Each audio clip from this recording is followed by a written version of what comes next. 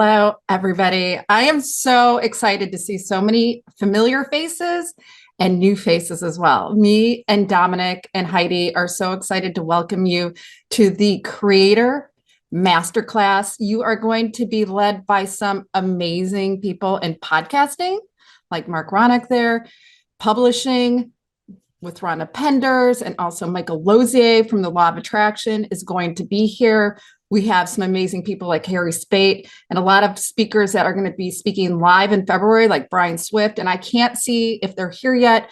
Lois Villa, I believe, is here, and she's going to be emceeing. Dom, this is incredible. It's going to be fire. Wow. It's going to be fire today, Julie. Thank you for everybody coming. You could have been 1,000 other places on a Saturday morning, but you chose to be here. So let's make it happen. It's a beautiful day. I want to say, I even got a free donut this morning. I went to Dunkin' Donuts. I walked in and they gave me a free donut. So you know it's going to be a good day. Wow. I mean, amazing. So why don't we tell everybody what's going to happen here today too, Julie?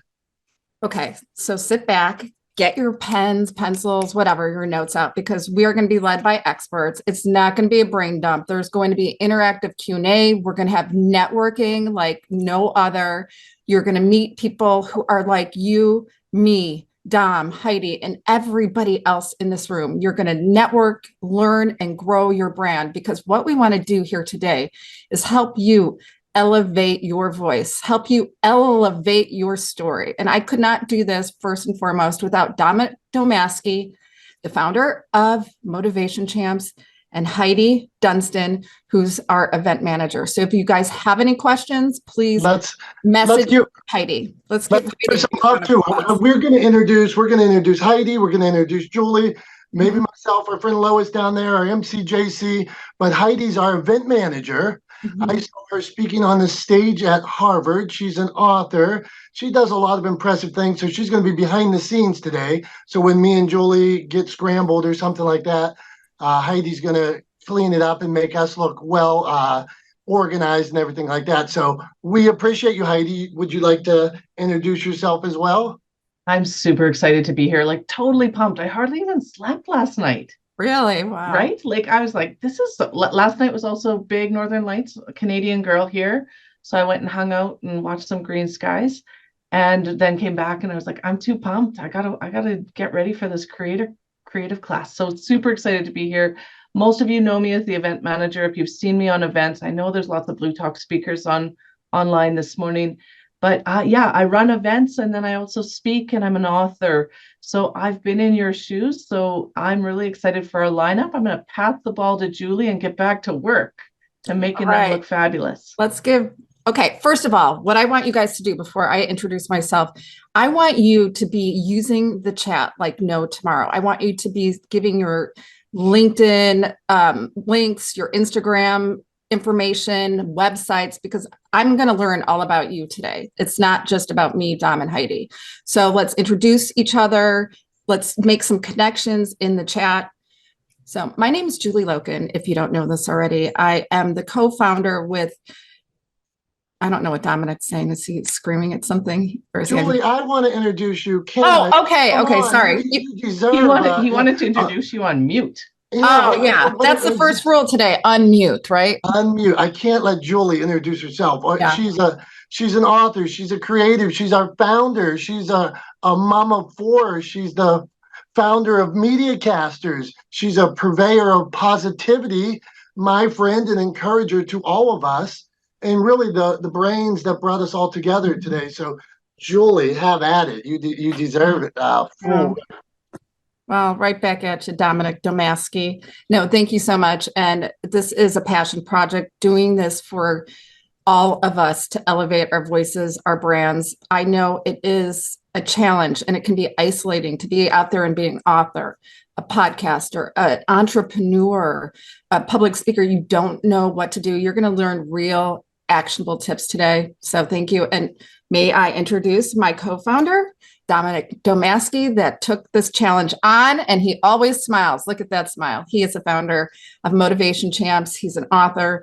He is the host of Bikes and Hikes, which is a widely recognized amazing TV show in the Pennsylvania area. So I'm in Chicago, he's in Pennsylvania, Heidi's in Canada, and let's get on with this. What are you hoping to get out of this today, Dom?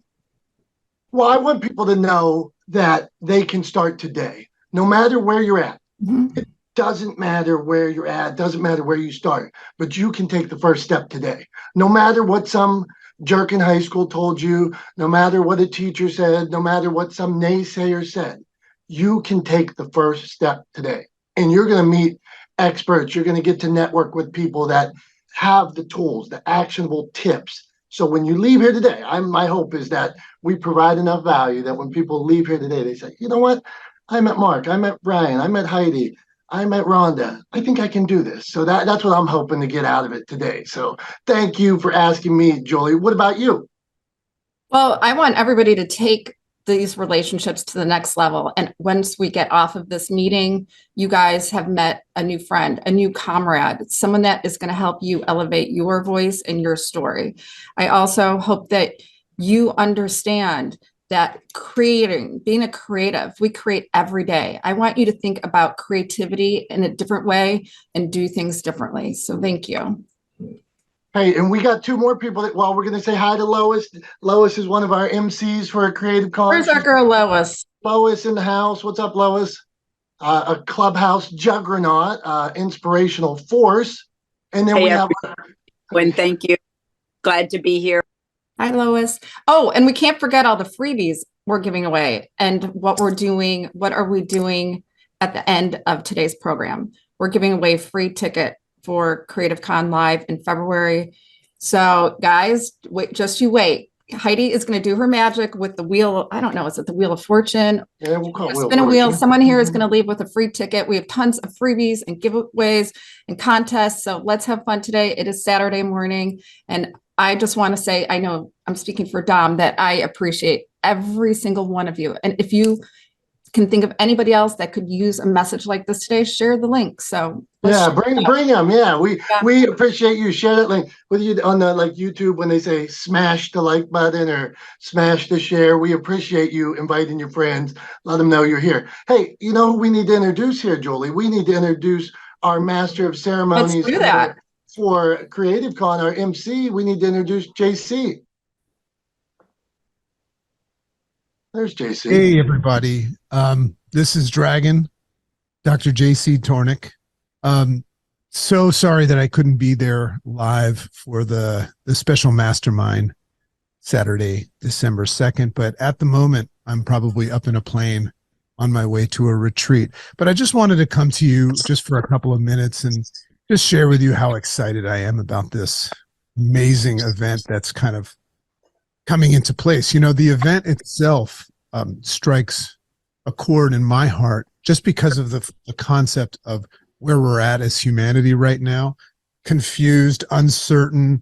You know, there's just so many questions post-COVID of what's next, you know, what's next for me. But what I really, really know about you and I is we all want the same things in life. We all want to be happier, healthier, and wealthier. We're all kind of focused on one of them, but we all have something inside of us, some sort of a just delicious message for the world, but we don't always know how to deliver it. So we're all creators, and this event is going to be about unlocking and unleashing your story and that creative genius inside of each and every one of you, so that the world can hear that message and that story. So I'm so excited about that. And the other aspect of it is, if you look at the lineup of speakers, and I believe you're about to hear from some of them and get a little bit of a taste of it, it's a unique opportunity to be in an environment full of people just like you, seekers, you know, seekers of the We all want to be happier, healthier, and wealthier.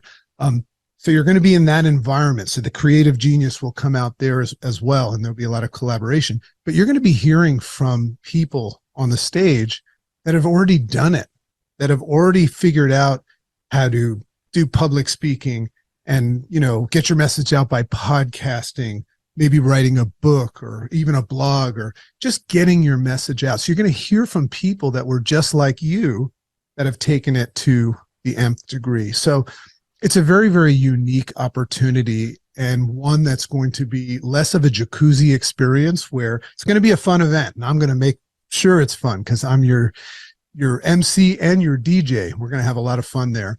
But what I'm saying is that you're going to take this jacuzzi experience and in 2024 turn it into what I call a pivotal experience. 2024 is going to be the year, as Dominic and Julie keep saying, that you're going to let the world know about your story. It's time for the world to know about your story. So enjoy yourselves today. A big thanks to the folks that are planning this and came up with the creative genius. Big shout out to Jules, and Dominic and Heidi, and Tom and all the people and all the speakers as well you're about to hear from. I am just so excited and honored to be the MC and be with all of you in February 2024. So have fun today. I can't wait to watch the recording. And once again, I'm sorry I can't be there, but you're going to have a ball. Wow. Thanks, JC. He's on fire. I think he's climbing a mountain in Mexico today or something like that.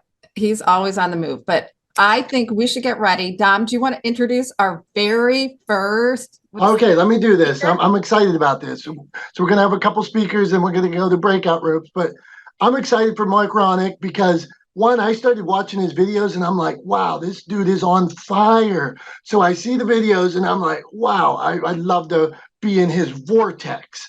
So then I thought, wow, if he could speak to everybody, we'd love to have him. So here's Marc's bio. Let's have at it. Let's get his professional bio. With over 16 years of podcasting experience, Marc provides unique perspective and understanding of podcasting, the podcast industry, and podcast audiences. For genres such as entertainment, news, medical, spiritual, sports, and politics, he has been part of just about every type of podcast and every type of challenging.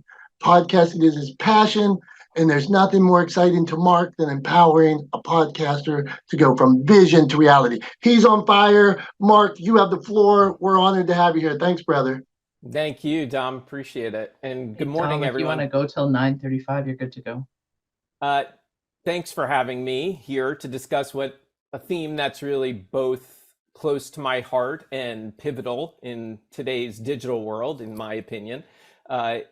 So let's start like this. Let's imagine an outlet where your voice can travel beyond your immediate circles, reaching into the lives of diverse audiences, impacting them with your stories and your insights. That's the world of podcasting, not just from behind the mic as a host, but in the guest seat, where every conversation opens a new door. So again, I'm Marc Ronick, and I've navigated the podcasting world as a host, as a producer, as a consultant, and it's actually now for over 17 years.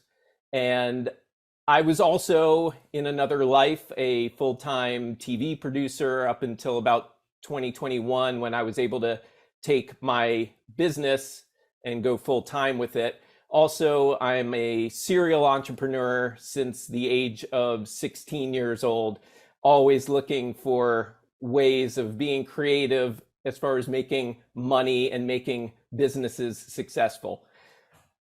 Ironically, which happens to be my business name as well, Ironik Media.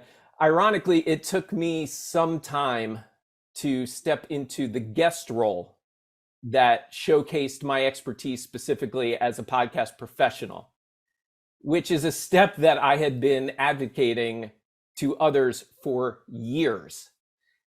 When I finally did it, the experience really was as transformative for me as it had been for my clients. So what took me so long to step into the guest role? The thought of being on the other side of the mic filled me with a huge sense of imposter syndrome. I worried also about the spontaneity of my responses. Would I have that answer quick enough when they asked me? And the fear of not living up to the expertise I was supposed to represent if I was going to be a guest on a podcast. So it was a mental barrier, a fear of exposure, despite knowing the huge potential and the value of guesting on a podcast. The resistance wasn't just about nerves either. It was deeply rooted in the challenge of stepping out of my comfort zone and putting my own voice and brand into the spotlight. So today I'm here to talk about that transformative power of being a guest on podcasts. How does it shape your brand? How does it open doors to new opportunities and audience segments that you never knew were reachable? So through my journey of overcoming initial fears and apprehensions to harnessing the unique opportunities each podcast guest appearance offered, I've experienced firsthand that remarkable impact it can have on someone's brand and business. And this isn't just my story. It's a pathway that's available to each of you. Whether you're a seasoned content creator or you're just starting out, understanding and leveraging the power of podcast guesting can genuinely elevate your brand. So today you're going to discover how stepping into the role of a podcast guest can not only amplify your voice, but it can also transform the way the world sees and engages with your brand. So let's first paint a picture of the landscape that we're stepping into. And because I know I'm going to make the assumption that most of you know what a podcast is or have an idea of one, right? But you might not know the numbers. So the world of podcasting as of 2023 isn't just a growing medium. It's become a platform of global reach and influence. So consider this. There are currently 3 to 4 million active podcasts, with only 720,000 of them having more than 10 episodes. And the vastness of this landscape covers every conceivable topic. I don't know if you've seen I think it's a Geico commercial that's been running this fall where there's a guy walking around the office, walking around everywhere, and people are talking about something and he constantly interrupts. There's a podcast for that, right?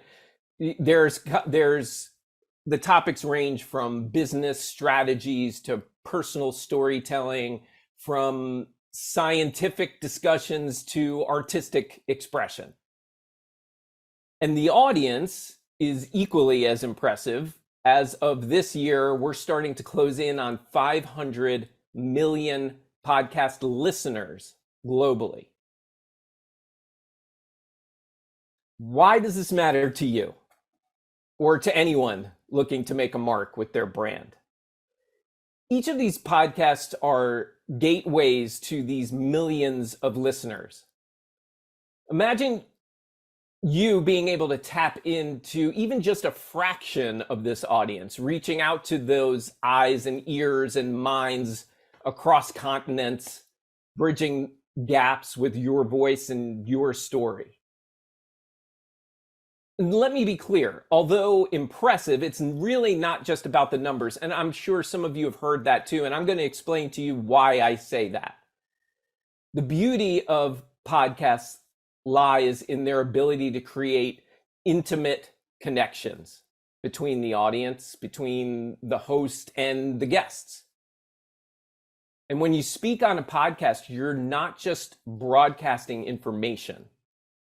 You're entering a conversation. And it's one that feels as personal as a talk between two close friends. And it's that intimacy breeds trust, which in my opinion is a fundamental element in building and solidifying your brand's presence. Listen, in a world that's bombarded with digital noise, podcasts stand out as a place for engagement that's both personal and expansive. Listeners or viewers choose to tune in, to give their time and attention, a choice that speaks volumes when we talk about today's fast-paced digital era. Most people are, when they're on social media, they're finding their content passively, right? They're on their feed and just kind of scrolling through, and they may stumble on something that they like. They may follow that account. But this is something that they're actually seeking out and making time for. So as we dive into the intricacies of podcast guesting, remember, you're stepping into a world that's both intimately personal and incredibly vast. It's a world where your voice and your story can ignite that inspiration, it can spark curiosity, and it can foster genuine connections. All keys, again, in my opinion, all keys that open doors to new business ventures and new opportunities. So that's the expansive reach of podcasts. So now let's get into one of podcasts' most significant advantages, and that's the exposure to new and diverse audiences. So imagine that each podcast is a doorway to a unique room, each filled with people who are already interested in topics that are related to your expertise or your story. They aren't just random listeners, they're self-selected groups. Like I said, they've chosen to engage with content that resonates with their interests and needs. I often have this conversation with podcasters where they feel like they're supposed to have thousands and thousands of listeners or viewers to be successful. And the truth of the matter is that's not what this medium is all about. Sure, it can be. But what people sometimes forget is that this is like, consider you're being on a podcast like you are the guest at a party, right? And all these people are there because they want to be there. And instead of worrying about who else is coming, looking at the door to see who else is coming in, we need more people. Those podcasters are not focusing on the people in the room that matter, that care, that want to learn from you.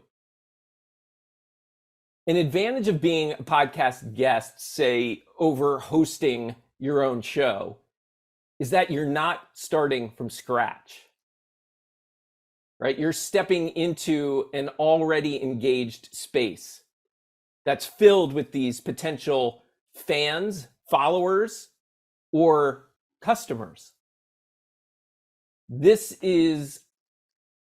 It's a powerful shift from so many other outreach methods where you often have to build an audience from the ground up, including a podcast, right? If you wanted to start a podcast, you often have to start from the bottom, from the beginning. But as a guest, you can step into something that's already established, that has that audience there, that has a following. So each appearance on different podcasts expose you to a new segment of listeners. And really, again, not about the numbers. It's about quality engagement. You have an opportunity to connect with people who might never have discovered you or your brand otherwise. And I'm living proof of that now that I've embraced this idea of guesting. This year, 2023, has been, I've not been on this many podcasts in 1 year than I have in this year. And for example, I just recently accepted an invitation to be a guest at one of Julie Loken's virtual community events to speak on using AI to streamline your podcasting process. And between Julie's warm intro, which gives her audience permission to trust me, combined with engaging and insightful conversation that followed, the impact was immediate and it was tangible. Within just a couple of days following my appearance, I received 4 new prospect calls, and one of those calls converted into a new customer. This experience wasn't just about reaching a wider audience. It was about connecting authentically and effectively. It demonstrated that when leveraged correctly, a guest appearance can open doors to new leads, collaborations, client relationships. It's a ripple effect with lasting impressions on your brand. So remember that in the digital age, your next big opportunity or client might just be a listen or a view away.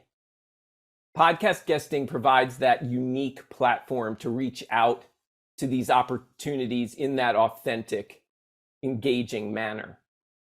So as we understand the power of reaching new audiences through podcasts, let's also explore one more thing, which is the exposure that goes beyond just widening your reach. It's about building that, what I've been talking about, that authority and credibility, which are those essential elements in today's competitive landscape, right? So having explored the reach of podcasts and their capacity connects us with new audiences, lets us turn to another crucial aspect of podcast guesting.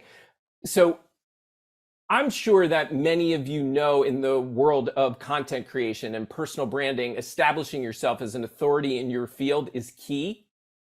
And guesting offers that unique platform for this. When you share your insights, your experiences, your stories on various podcasts, you're doing more than just sharing that, you're showcasing your expertise. So I want you to, it's about connecting with your audience and understanding their needs and their interests and creating value that resonates with them. So I'd like to remind my clients that podcast guesting isn't just a microphone and an audience. It's a strategic tool in your branding arsenal, right? It's a tool that when used effectively, you can build a reputation that echoes across your industry and beyond. So I know I'm short on time, so I do want to leave a minute or two. If anybody has any questions, I'd be happy to answer them. And I'll just leave you with this. Your voice has the power to echo beyond the microphone. It can touch lives, it can inspire change, and it can open new horizons. So with that, I'm happy to answer a couple of questions. And Marc, thank you. Fantastic job, brother. Like I said, I knew you were going to knock it out of the park. Thank you. For basic question here, let's say I wrote a novel. Let's say I wrote a book about fishing. How do I get myself on a podcast? Where do I even start? How do I come to a Marc or another podcaster and say, I have a story that I think you may enjoy or your listeners may enjoy? Where do we start? I think a great place to start, if you're really starting from the beginning, is go on Apple Podcasts and search for podcasts that you think you might connect with. How do you do that? Just do a little bit of research. Hopefully you know who your audience is. You have an idea of the demographic of your audience. And whether it's a simple Google search or hopping on a Chat GPT and searching for interests of that demographic, right? Like, let's say it's men 25 to 55 years old, searching for what are those people's interests if you don't know. And then start looking for those podcasts that speak to those interests. And then see, do they have guests? And what are they talking about with those guests? And then it's just as simple as reaching out. Podcasts that have guests regularly are hungry for more guests. You are their content. So they are happy to hear from you that you're interested in being a part of their show. So that's just one way to go about doing it. Another way, a friend of mine who runs podmatch.com. It's a site where it's basically a dating site for guests and hosts, right? It's matching guests and hosts together. And it's a very easy way to find hosts. So those are two ways you could do it. Fabulous. Okay, we got one more here, my friend, from Heidi Dunstan behind the scenes. She's coming out swinging here, so let's see if you're ready. She says, I like to read things like this. Can I ask, how can I be a great guest to support the podcaster and build a relationship? Great question. Couple of things. One is I would recommend making a little bit of time and listening to at least a couple of episodes of that podcast that you're going to be on. Get to know the host, their style, the kind of questions they ask, and listen for things about, are they engaging with their audience? In other words, are they talking to their audience, and what are the things they're saying, right? Learn a little bit about that show and that host. And I would encourage you to, if you weren't asked by the host, I would encourage you to ask for a preliminary phone call. 10 minutes, 15 minutes, just to chat a little bit. You don't even have to dig deep. In fact, I would encourage you not to dig deep into the conversation. Save that for the show. I encourage you to just get to know that person a little bit. Having that chemistry before you go in, building that rapport before you actually hit record is going to take you a long way. So I hope that answers your question. Yes, thank you. That is awesome. You're welcome. Marc, thank you. Julie, what do you think about Marc? Is he amazing? Yeah, terrible. Marc is definitely amazing. And I was just like writing in the chat. So I was just talking to Debbie Griffiths about having a media one sheet. You want to be highly stylized. You want to be strong in your brand. When you pitch these people, you want to make sure you actually listen to their podcast too, because I can tell immediately if someone pitches me for one of my podcasts, like that they have no idea what they're talking about. So make sure you have some semblance of knowing what podcast you're pitching. But Marc is amazing. So I can answer questions later too in the chat. No, thank you. And if you're an author, because I know we have a lot of Wild Rose Press authors here. I mean, understand the story behind your story when you pitch someone, because I don't think Marc probably doesn't want to just you to come on and tell them all about your book. Nikki Pascarella. Can I just say I want to know the story behind writing the story. Right. In fact, I would say there are sometimes that there are authors that I know that go on as a guest and then they come back to me and they're like, oh, Marc, I think that was terrible. I didn't really get to talk about my book too much. And I tell them that's okay. The idea, this is talk about brand building. You're giving your book, you're giving your brand personality. You're letting people get to know who you are, and that helps you sell books. I promise you, that helps you sell books. Yeah, it's getting in front of other people's audiences. I am not kidding. Is just the magic key to the kingdom to grow your brand, sell more books, get more listens on your podcast, build your business if you're an entrepreneur. It is an amazing way. So make sure you guys check out Marc Ronick, Ironik Media. He is awesome. He's on Clubhouse every single morning at 6 a.m. Central Time. Check him out. What do we got, Heidi? Is this good? Because I want everyone to give some love to Marc Ronick. And Marc, make sure you put your info in the chat because I'm sure people will want to reach out to you. I will Definitely put all his links there. Feel free as well, Marc, to put it again. They love hearing from you. Thanks so much, Marc. It's great having you here. Grateful. Right on, Marc. Thank you. Hey, and make sure, everybody, that you connect with as many people as you can in the chat. Have that virtual cup of coffee with them.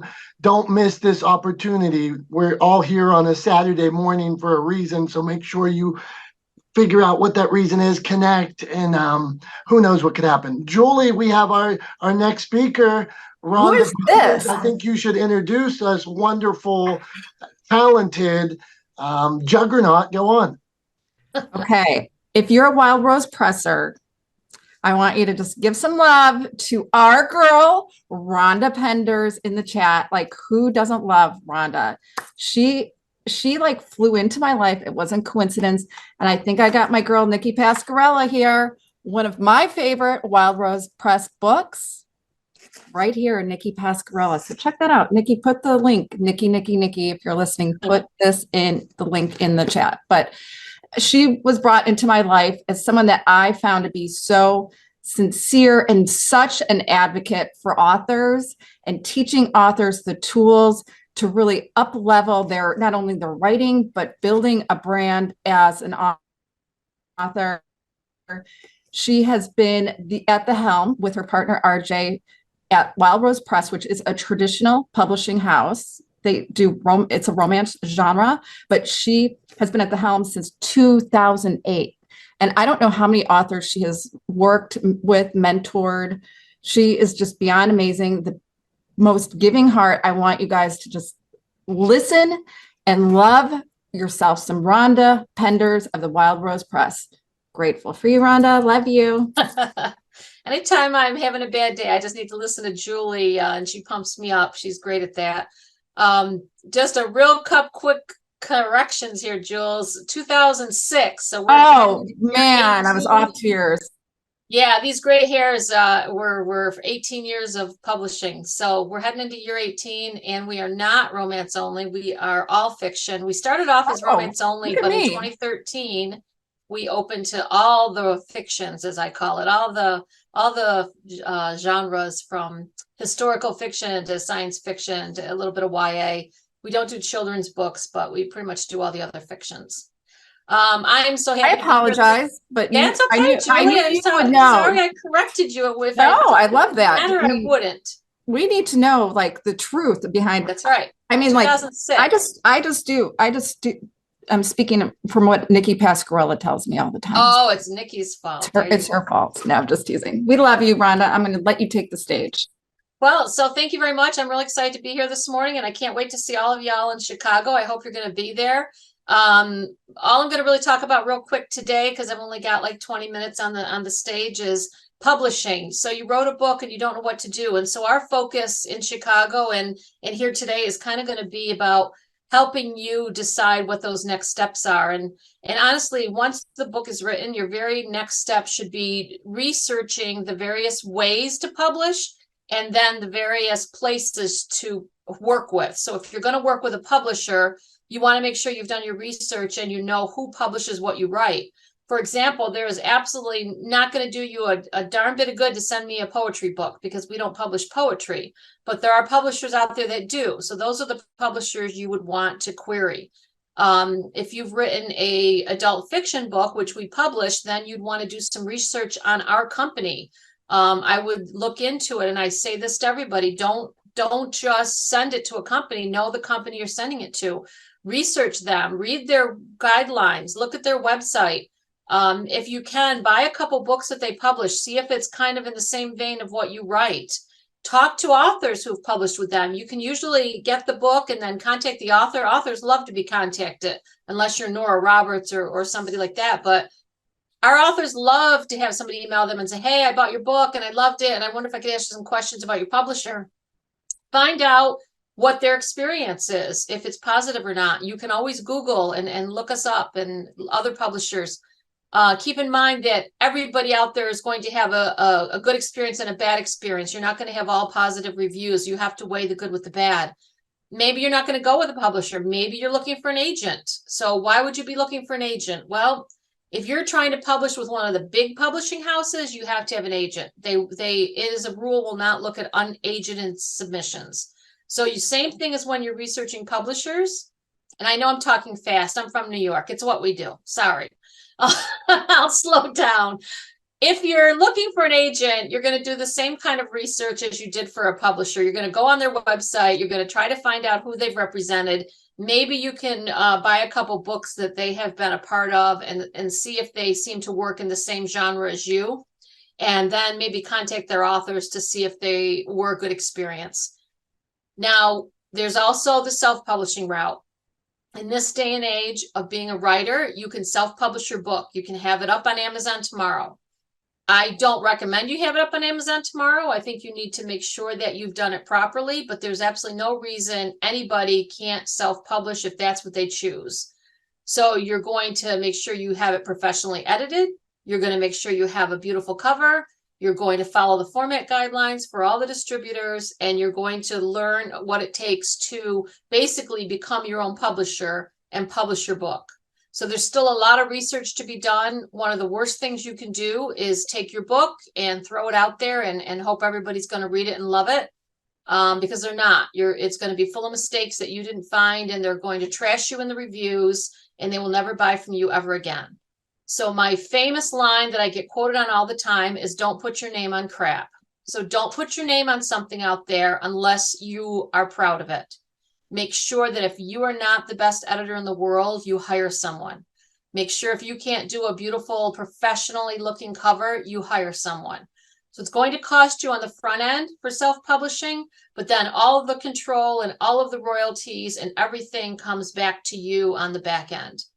Where with a publisher, you lose all that control. The publisher does the editing, they do the cover art, they do the distribution, and you share in the royalties, but you don't have to do all of those things. You have someone that does it for you.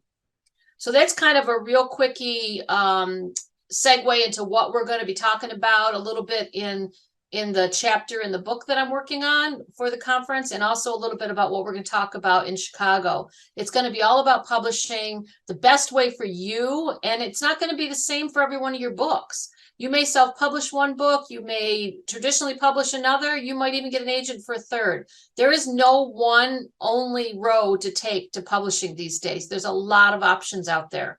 The Wild Rose Press a few years ago opened up a division called the Right Advice. And we open up the Right Advice to help authors who want to self-publish. We have a division where you can go there and hire an editor and know that that editor has been vetted by professionals. You can hire a cover artist. You can hire to have formatting done or to buy an ISBN. We have all of these options, and we put that division out there because authors were coming to us and saying, can I hire you to do a cover? Can I hire you to distribute my book? So we found that there was a real need for authors to have a place to go to that they trusted, right? You can go to all these places, but not one that you know is going to have the backing of a publisher that's been in business for 18 years. You know, there's a lot of publishers that come and go. The fact that we're still here says something for us. Either we're stubborn or we're good. I don't know which.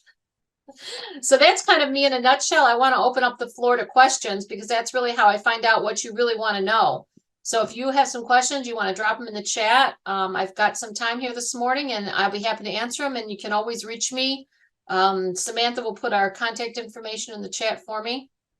Samantha Keating's my right hand, left hand. Here's Samantha Keating. She's awesome. And you can raise your hand if you want to. Raise your hand if you do have a question. I have a question for Rhonda, and we've had this conversation before, and I find this fascinating because so many people think their publisher is their publicist. And oh God, no. Yeah. So what is like the biggest advice you can give, Rhonda, in terms of creating that buzz, creating the publicity for a book once it is published? Because so I think the like, biggest, if I can twist it just a little bit, Julie, one of the biggest misconceptions today is an author thinks if you publish with a publisher, they're going to handle the marketing and promotion. And that's not true at all under any circumstances. And it doesn't matter if you're with a small press or the big five. Unless you are a big name with the big five, they are putting a very small amount of promotion behind you. It is on you to do it. Mm-hmm. So authors have to understand that, because I get that all the time about what are you going to do to market and publish my book? And that's when the line comes in, I'm your publisher, not your publicist. So for authors, you have to know what you are capable of. Are you someone that is has a lot of money? Do you want to hire a publicist? You certainly can do that. There's a lot of them out there. They will do all of the work for you. If you don't have that kind of a budget, then you need to learn how to do it yourself. You need to learn social media really well. You need to, some of the other things we've been talking about, podcasts and radio shows. Some of my authors will do events at their local libraries. They will go into their local coffee shops and do book signings. There's so many things that we can talk about that you can do on your own to market your book. And that's whether you self-publish or whether you're with a publisher.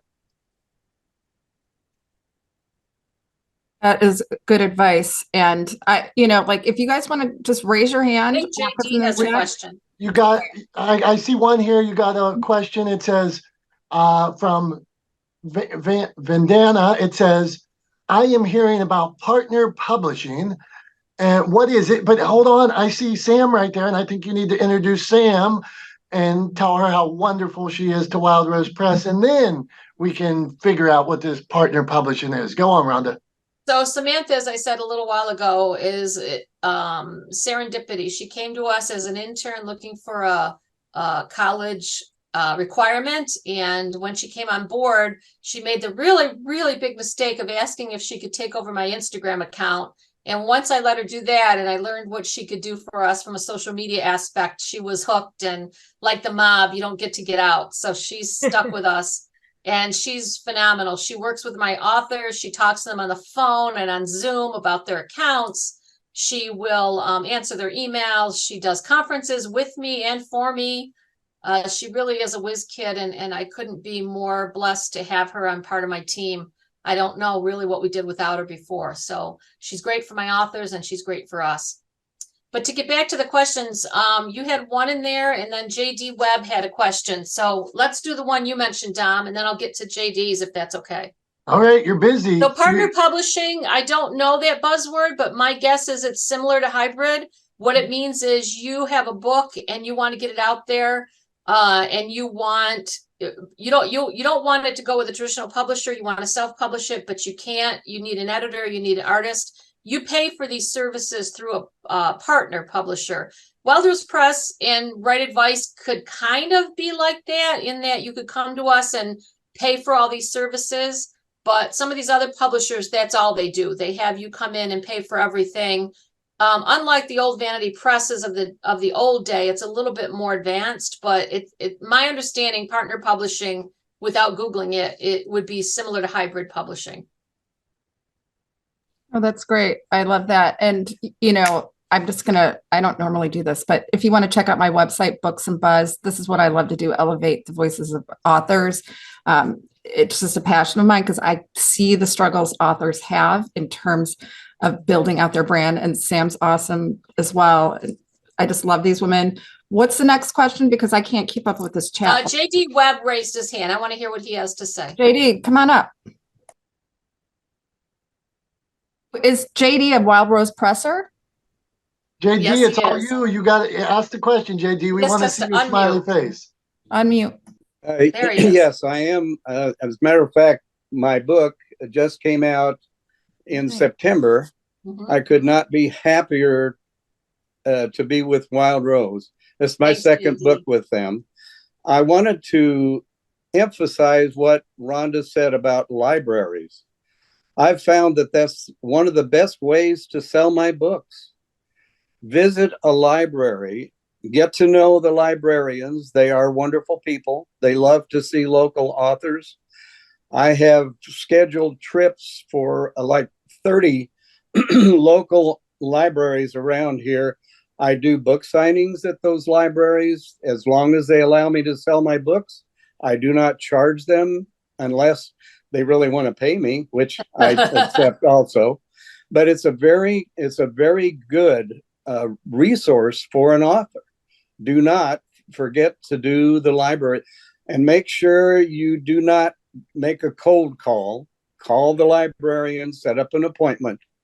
Make sure that they are aware of who you are, that they have your website, they know about you before you get there. And do not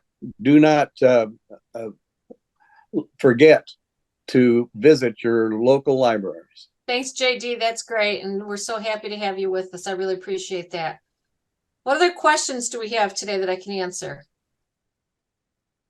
I'm looking to see if there are any more we missed. We're so excited to be joining you guys in Chicago. I can't say I'm too excited about February in Chicago, but we'll cross our fingers, right, that we're not going to get snowed in. Hey. What do Hey, you say there's no snow in Chicago in No, February. no snow in February? snow Awesome. In Perfect. February. Okay, you heard In her. No snow in Chicago. February. Because we're going to heat it up, by the way. All Yeah, right. we're gonna keep you warm. And Well, it's a Heidi's great gonna keep venue. you I'm so warm. excited to be there and, Yeah, and it's a spend very time in this theater and hang out. It's going to be really fabulous. Samantha's going to be there and a couple of my other editors, and Oh, that's we're just going to awesome. be there the whole time talking to authors and helping you guys on your path. And practical application too. Rhonda and Sam will be hosting workshops as well, not just sharing on main stage, but they will give you practical application of how to either maybe Sam mentioned that she might help us make TikToks and Reels and Instagrams.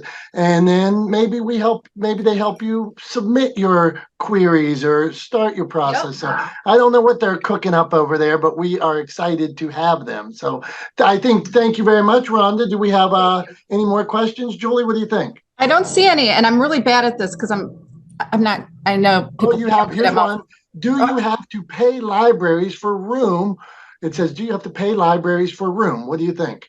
Again, it all depends on the library. You know, you have to know your library. I'm sure some of the big city ones, if they have a lot of competition for the rooms, they might charge a fee for something. But most of the libraries are just happy to have you there and happy to have you meeting with the authors, and they never charge. But that's just my experience. And to be honest, like, I don't want anyone to think that everything you can get in life is free. You do have to pay to play. Like, you have to pay for maybe Facebook ads. You have to, or Pinterest ads, or YouTube ads, or for the library, or to get your message out. You can do it in a smart way, strategic way, but you do have to invest a little money into that launch. I think that's one of the biggest misconceptions, Julie, when authors come to us. They think that they don't have to pay anything for marketing. And the reality is, if you don't do something, it's like putting your book in a bottle and throwing it in the ocean and hoping someone finds it. Right. You have to put some money, either money behind it, or know how to market, like on social media and some of the other free places that you can do with very little dollars. But you can't just write a book and expect it's going to be found. There's some crazy number, like 10 million books hitting Amazon every year now. And you're just one of those millions of books. And if you don't have some kind of budget to put behind these things, and even budgets going to conferences, you'd be surprised at the networking at conferences that you meet other people and you meet other ideas. And, you know, whether or not you sell books at the conference, you've made connections. And so there is money involved. You can't just sit back and write a book anymore. Yeah.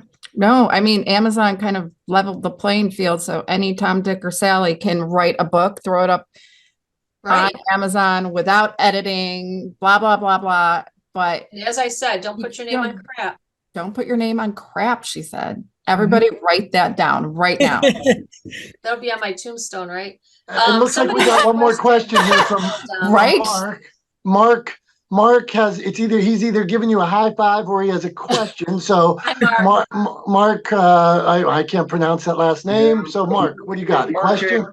Yeah, so I'm on the technical side. I'm the biopharmaceutical medtech guy. So a lot of my material is going to go into like Harvard Press or things like that.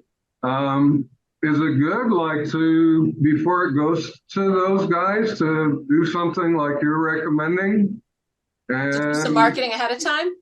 Yeah. Yeah, you definitely want to get your name going and get your name out there as early as possible, so that when you do have the book and you do have that ready to go, people already know you and know what you're about. Yeah, because a lot of this is going to go into airports. Right. So there's a lot of traffic that'll see this.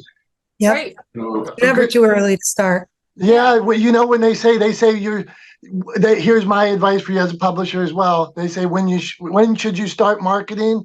They say 6 months ago. So whatever you're thinking right now, you should have done it 6 months ago. Rhonda, we're going to keep this ship moving. We love you, Sam. We love you so much. Can we listen? I wish I could stay and play all day, but you know, the life of a busy lady here. Oh, I wouldn't know that. No. I know. I can't wait to see y'all in Chicago. Thank you for having me this morning. You guys do great. And I'll leave you with Sam because she can talk to you about some really awesome things. Thanks, Rhonda. All right, take care. I see Michael Losier here, and we're going Hey, to do have you know how famous Michael Losier is, Dominic? let's Have let you met Heidi him? tell us. Please Yeah, tell us who this we is have so here, Heidi. exciting. I'm so excited to be able to introduce my good friend, Michael Losier. He is based in Victoria, Canada, so he's alongside with me, but he's on the warmer side of Canada than I am. I met him almost 4.5 years ago, right? I think it is 4.5, 5 years ago, Michael. Somewhere in there. Give or take. Give or take. And he is the author of the best-selling author book, Law of Attraction. And I normally have a whole bunch of copies with me, and they're all in the garage because I've given them all away because your book is so amazing. So Michael was asked to be a part of The Secret. He was like, no, I got some stuff that I want to keep to share with the world himself. And he has been rocking it. His book has been sold over 4 million copies. He's been on Oprah radio show. He's hosted an Oprah radio show. And so what I love about Michael is that, all of us, we think, hey, you know what, we've got to be big name. He did this all on his own. And he's rocked it for 20 years. His latest edition book, the publisher, his book eventually got picked up by a publisher, and he has just got his 20th edition book copy out this year. So I'm going to pass it over to Michael and bring you back in about 20 minutes. Is that cool, Michael? Yeah, just let me know when I'm at 15. Awesome. And you've got screen sharing ability. Okay, great. Thank you. Thanks so much. Hey, hello, everybody, and welcome, my dear friends Heidi and Julie. I'm so glad to be here. Today I could be talking a half hour all about how living on Gilligan's Island, which is where I live on the west coast of Canada, how I was able to sell 4 million copies of my books. And it's all about this. It's all about know, like, and trust. And I built my entire book sales by doing events. And I was a professional radio guest. Remember the days of radio? You'd be interviewed on the radio. This was 20 years ago. I was on radio. Some radio stations had my name. And when someone canceled at the last minute, guess who filled that spot? Me. So I would get a call. So I was popping on radio stations, of course, living on the island. That's how I sold so many books. And I travel the world, 17 countries. I've trained 500 people how to teach this. But today, I'm not here because of my books. I'm here because of something different. And I learned this about 8 years ago. I was walking on stage and I was limping. I had a really sore hip for years. And a guy came up to me. He said, I can fix your limp. And I said, okay, let's book an appointment. He said, no, I can do it now. So we went behind a sign at the trade show and he stood 2 feet apart and he completely removed all the obstruction that was causing my hip pain, and I never had it since. Well, you don't have to show me more than once. I was all over that. And it's called the emotion code, and that chart behind me. So today, instead of spending a lot of time telling you what I'm going to do, I'm going to teach you what to do. Now, just for some context, I have 7 of these logs. I've worked with 2,099 people on Clubhouse. I have an outstanding reputation, other than ticking a couple people off. That's not bad for 2,095 people say yes, if that's a good record. You bet it is, especially on Clubhouse. And I've been doing it for everybody. And by doing it, it means I've been their proxy. You know how somebody votes on your behalf? So on all these people's behalf and my 1,700 clients in 17 countries, I become their proxy. What does that mean? On their behalf, I can find out which one of these emotions is causing their pain. Imagine one of these emotions, the size of a baseball, lodged in the side of your neck, and you can't turn your neck. Why? Because there's a baseball-sized energy. And why can't you see it on the x-ray? Because it's a baseball-sized energy.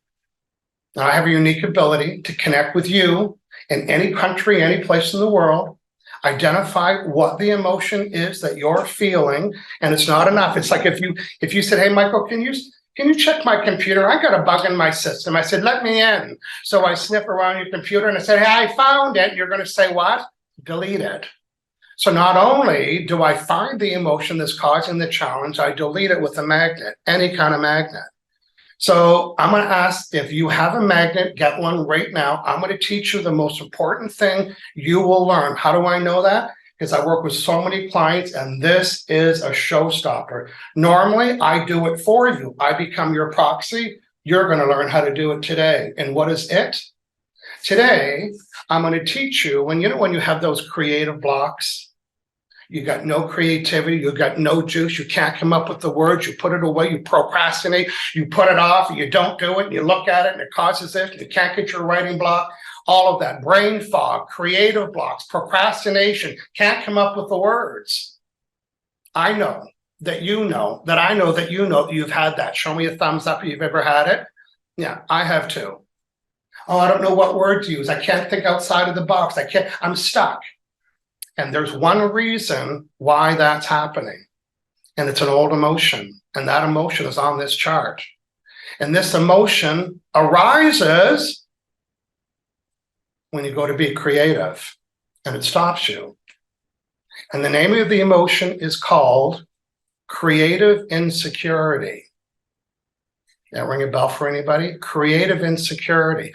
So creative insecurity means my insecurity to be creative. Why? Because I might get it wrong.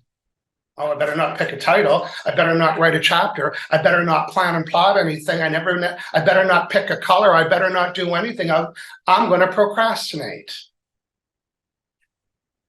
So Heidi's going to share the URL of a page I'm going to send you to, and I'm going to do a screen share, and I'm going to take you to the exact script. What page am I on? Okay, I'm going to go open up that page. I wrote down the script to share with you. I'm going to teach you how to do that yourself. It's going to be pretty exciting. There we go. It's right here. So I'm going to do a screen share. You're welcome to save the URL. It's michaellosier.com/creative blocks. I think that's going to share here. Okay, there we go. Now, the reason why you don't need me to do it for you, because my job is to find the emotion. And, as your proxy, I'll find the emotion on the chart. Having done 50,000 sessions, including training in the last 7 years, you kind of find a pattern. And the pattern with every time there was this problem with anybody being creative and can't write and creative blocks and pulling the blinds down, you just can't get into your juice again. It's always the same emotion. So there's a presupposition today. And the presupposition, which means I'm presupposing that this is the emotion causing it. How can I be so sure? Because I've worked with 50,000 clients and 99% of the time it's this emotion. So you will know within 8 seconds whether you released it or not. And it's like, oh, when does this take effect? You'll be getting your flip charts out and your markers and your crayons and your Martha Stewart glue gun, and you're going to be creating and plotting and planning and coming up with titles and ideas. So here's the process. So it can be any household magnet or a fridge magnet. I just got a little one right here. It's still early here in Victoria, so I'm not used to needing a light. So without explaining the whole process, there's an emotion inside of you, and there's 2 rules to delete an emotion. It's like there's 2 rules to delete a bug in your computer. If you said, hey, Michael, there's a bug in my computer and I don't know what it is, well, I can't find it. But if you say it's a document, that's not enough. We have to have the exact file number. So to delete an emotion, which is a baseball-sized energy, I need to, 1, know its name, just like if I was going to delete a file folder, and then use a magnet. And then you swipe the magnet. I'm just going to show my side. You swipe it from your chin to up here, because this right here is the exit point for an energy. I'm not going to try to explain it. You don't need to believe it. But if you do get the results, you know it wasn't crazy. And you just swipe up and down, maybe 10 times, like 1, 2, 3, 4. And this magnet is the only thing that can dilute energy. And through your intention of identifying that emotion, some of you will even feel the little dissipation of the fizz of it. And now, so how do you do it? Well, let's take a look at the screen. You can state the problem. Now, I was working on, I'd be remiss if I didn't let you know, I've been doing a New Year's Day event for 22 years. Oh, and I make it a big deal. Everybody knows about it. I'm going live on YouTube and on LinkedIn and 2 Facebook groups. It's got a handout. And I could have thousands and thousands of people watch it, not just New Year's Day, after New Year's Day. So when I was coming up to design this worksheet, I was stuck. I thought, well, what do I want to give them? I want to make sure people print it off. not just for the content, wait for it, but for the marketing. So I designed all of this myself, and I was stuck, and this is how I got into this creative juice and completed all of this probably in 15 minutes as a draft. And here's how I said it. Look at the screen here, state the problem. So here's the problem. I got to put together a worksheet. I don't know what to say. I don't know what to include. I don't know what to give people. I know I want marketing on there and I want it to be colorful. I'm releasing this creative insecurity that's stopping me from coming up with the right pictures and the right word and what I want to say, releasing and deleting this creative insecurity. Done. Oh, what's your next project? You have to outline a chapter. You have to update your website. Ugh. I got to update my website. Every time I go to think about it, I can never come up with the words. I hate this process. I'm releasing this creative insecurity about coming up with the right words and the design and the format and me thinking outside of the box, anything I need to say, deleting this creative insecurity. So I have time to walk with somebody through the process because I want you to see how easy it is. And so what I would look for is a volunteer that knew exactly when you heard it, you thought, oh, that is me. I'm stuck. I've got brain fog. If that's you, just say hello. And I don't see everybody on the screen. And let me know your first name. If somebody can just raise their hand, I'll spotlight them. Oh, thank you. So just raise your little virtual hand and I will give you a spotlight and you can get a motion code session or releasing negative. No, you're going to do it yourself. I'm just going to walk somebody through it. My goal There is we go. Got it. Got it. Yeah, There's Debbie for you. $100 to do it. So say yes if you're in, Debbie. Yes, I'm in. Okay, tell me, Debbie, what you heard when you thought, oh, I've got that block or this, or what came up when you heard the process? Well, trying to come up creative ways in marketing myself and my brand. Yeah, okay, yeah, good. Okay, so you have a magnet in front of you or with you? Well, from my refrigerator. Oh, there you go. That's all it takes, right? So just keep swiping it, and normally we do it 10 times, but I'm going to walk you through it. So first identify the problem. I'm having challenges and blocks of coming up with my image and my branding and just ramble on at that. In other words, you're surfacing the file folder you're about to delete. Go ahead. Okay, I'm having trouble with coming up with creative ways for videos and marketing myself and my brand. Okay, I'm releasing this creative insecurity. I'm releasing this creative insecurity. That's stopping me from being creative. That's stopping me from being creative. Coming up with the ideal words, the ideal image, the ideal branding. Coming up with the ideal words, the ideal branding, the ideas. Yes. And here's another sentence. And I'm releasing this creative insecurity. And I'm releasing this creative insecurity. That's blocking my creation and development of anything. That's blocking my creation and development of anything. Good work. Okay, that's it. Okay. Yeah. You don't think it can be that easy? Yeah. No, I kind of feel a lightning, spirit lighting. I bet you in another 25 years, people will be doing this. I'm doing it at the airport. # I don't care. So I think there's going to be a time where you'll just see people doing this. And you'll assume they're releasing an emotion that they're feeling. It's called, I call it in my business, releasing negative emotions, because that's exactly what it does. I release those and they're causing physical pain, mental challenges, and of course, the subject we're doing today. All right. Thank you. Yeah, Julie or Heidi, tell me what you thought or any feedback from either one of you. Or what feedback from either one of you? Oh, yeah. I mean, it's pretty incredible, to be honest. And I've worked with Michael before, and I'm seeing in the chat, Anne said she got chills. A lot of people said they got chills listening. Harry Spaight said Anne has a question as well. Oh, Anne does? Okay. Mm-hmm. But yeah, I mean, it's incredible.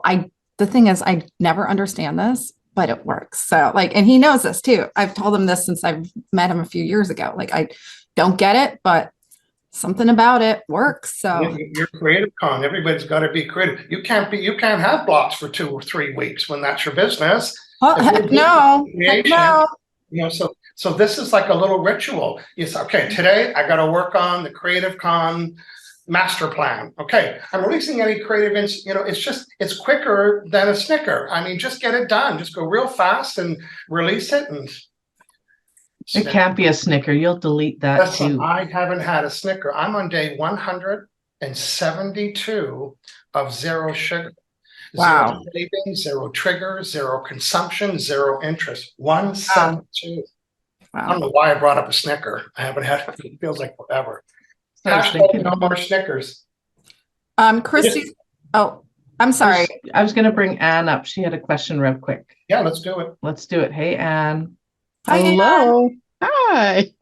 So nice to meet you. You too. Oh my God, I love this stuff. I literally, like, my stomach is like brewing. Yeah. So I have a question. Is it a good sensation or a negative charge in your stomach? No, it's just the releasing. Like I did it with Deb when you had her up. Yeah. But people often wear these like body magnets. Can you use those as well? Say you have it could be a bracelet. My friend John that I work with, the guy that healed me, he wears a bracelet, and but I always have one. There's one, I remember being at the gym, going to the gym. I had magnets all over the gym. I would have these guys that come up, and I'm scared. I look like a big guy, but I'm scared of those big alpha dudes at the gym. And I see one coming tomorrow. He's waddling, and I thought, please don't come to see me, please. And he said, hey, are you the guy that fixed my buddy's neck with a magnet? No, there's 7 of us here. Of course it's me. And then I would work on, and I would be on the treadmill, and I would have a magnet in my pocket, and I would say, you just stand right there. And they would say, oh, I can't lift my arm. And these guys are lifting tons of weight. So their whole life is that. And I would be on the treadmill, connect with them. I'd be their proxy, identify the emotion, and I would delete it for them. And they would be so numb and stunned. They would just walk away. They wouldn't thank. They would sit, and I'd hear them mumble, hey, do you see what that dude did? I don't know why I make them sound like that, because they sound like that. I know. And I work with energy. And I've often heard tell magnets can be, and added, but I've never known how to work with them until now. Thank you. Just having a magnet doesn't really do anything, but it's the intention to delete that magnet file that happens. Yeah. Yeah. As soon as you said that, I grabbed one. On my website, I have a menu of over 100 things I've had extreme success with. And that's my business model. And that, on Clubhouse, I've done 2,098 sessions. When you do what I do, you can't put a billboard up, say, I can fix your neck with a magnet over Zoom. It won't fly. That's a waste of money. So my know, like, and trust is delivering those sessions on Clubhouse. And John, my buddy John, today we're doing episode number 259. We've been doing it for 5 years. We go live on Facebook, on Instagram, on YouTube. We make it a blog entry, and we turn it into a podcast. And we built our entire career by going live once a month doing this demo. Wow. Yes. That's incredible. Awesome. Thank you so much. That's right. Thank you. Everybody has the same ability I do. I don't have I have the special gift to know how to do it, but now you can do it. Get stuck creating and creative blocks, boom, just swipe yourself. And Christy, I'm sorry, are we at time? Well, I want to move into magic. So Michael, we're going to do breakouts next. The magic of these events is the sharing. So thank you so much, Michael. There are still lots of questions in the chat. Feel free to circle back if you want and respond to them. I've put all your socials in there, your website, and the link to this free complimentary script that you've given everybody, because I know for sure that it works for me. Michael has helped me. I used to eat Magnum bars, and he deleted them like a year ago, and now I can't even barely eat one. So, and it's all his fault. We got to tell the real story. She gave up Magnum bars, and about a few months ago, she was in Mexico. She said, you know what? I'm treating myself she was in Costco. I'm treating myself to a Magnum bar, and I feel really good about it, right? And I said, well, good. No one said you can't have it. And she gets home, and she forgot she bought it, and it was in her purse. So yeah, I stopped to talk to the neighbor, and I delayed like 15 minutes. Well, and it was who brings a Magnum bar home, for starters? I'm going to hang out with my video off, and I'm going to answer questions in the chat. I really appreciate you fitting me in with my short time zone. I've got another event that I'm going to go do. So Julie, and thank you so much, everybody. And thank you, Michael. We love you, brother. We appreciate you. You're welcome. So, Thank you. thank you. I think if it's all right, so here's the plan here. If you don't mind, we're going to go to breakout rooms. So if you've never done breakout rooms before, this is like Heidi said, this is the secret sauce that's going to happen today. We're going to go into breakout rooms. That means we're going to break up into little groups, probably about 5-6 people. And we want to know what you're working on. We want a little bio. I love to say elevator pitch. So about 2 minutes, each person, about 2 minutes, somebody volunteer to take time. So in this, you're going to, hey, this is what I'm Dominic. This is what I'm working on.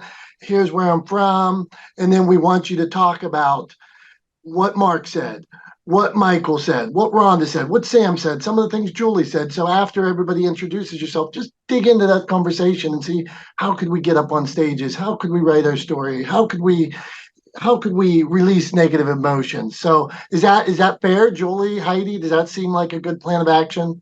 Totally love it. Yeah. You know what? You don't have to dig into each one. Pick one that you're going to take action on and share it so that you know that you're going to do it. Throw it in the chat in your room. Let's make it real. Because we want to see you guys make changes. So let's rock it out. So you're going to have 15 minutes in the room. And then at the end of 15 minutes, a little bubble is going to come up to say groups are closing. It will give you 2 minutes to wrap up your conversation. I know I got public speakers in this room and it takes up 2 minutes to get you to stop talking. So don't hit the button. Just keep that little screen open, keep talking, and you'll come back to us. See you all soon. A break is good. Thank you for letting us have a break. And thank you everybody for being here. I'm super psyched. Hey, this is Marc. I just have a question. Yes, Marc. Who can help me make that like a video like that? Dominic Damasky. No. Go on. That was me. I made that video with my own 2 hands, Marc, so we can talk after. It's not my expertise, but you know who's here? Brian Elves. I was thinking that same thing. Yeah, Brian he's Elves. amazing. Guys, if you need a book trailer, check out Brian Elves. Brian Elves, can you do a shout out in the chat? So he is very special. Why don't we talk about some of the people, if so, that are going to be at Cre8tive Con? So we were packed with experts and doers and movers and shakers, people that started off just like you, like me. I remember being so scared the first time I shared my story, shaking like a leaf. And it takes practice and doing it over and over again and stepping out of your comfort zone. So let's see, Gary Hall, right? The Admiral, Julie. We got him. I was just queuing up the books. He's the author of Navigating Leadership, Admiral of the Navy, #1. Okay, you guys are like, why do I need to meet the Admiral of the Navy? Because he was also the National Security Advisor to the President. He's a triple threat. He wrote an amazing book. He's got a podcast and he graces stages. So yeah, we're believers that everybody has a story. Yep. So whether you're an admiral or you're like our friend Harry Spaight, who started off doing mission work, or our friend Brian P. Swift, who broke his neck playing backyard football many moons ago. And here we go. You probably met him in the breakout rooms. At Cre8tive Con, he's going to do a thing called Meet the Sharks that Julie's done before. So you're going to be able to come pitch your concept to them and say, hey, I'm working on this book, or I have this idea for a podcast. And you're going to be able to say to him and his panel, here's what we think, and get actual feedback from them. Who else we got, Julie? Well, Brian has a radio show. We're going to have another radio host, John J. Wiley, there, who has a nationally syndicated radio show throughout the United States. 100 stations. Yeah. Top podcasters from around the world, journalists. I write for Entrepreneur Magazine. I also write for Brains Magazine. I write for Mind Valley. You're going to be able to pitch us your stories live while we're on stage. It's going to be incredible. So Jennifer Garrett, a JAG officer. Got to get her book too. Host a podcast. So one of the things we'd like to talk about is that there's a lot of ways to share your story. And so you'll see a lot of triple threats here. Like you might have came and think, well, I want to write a book. Kim D, right? Kim D, she is, okay, so you guys are going to be like, why do I need to meet a Real Housewife?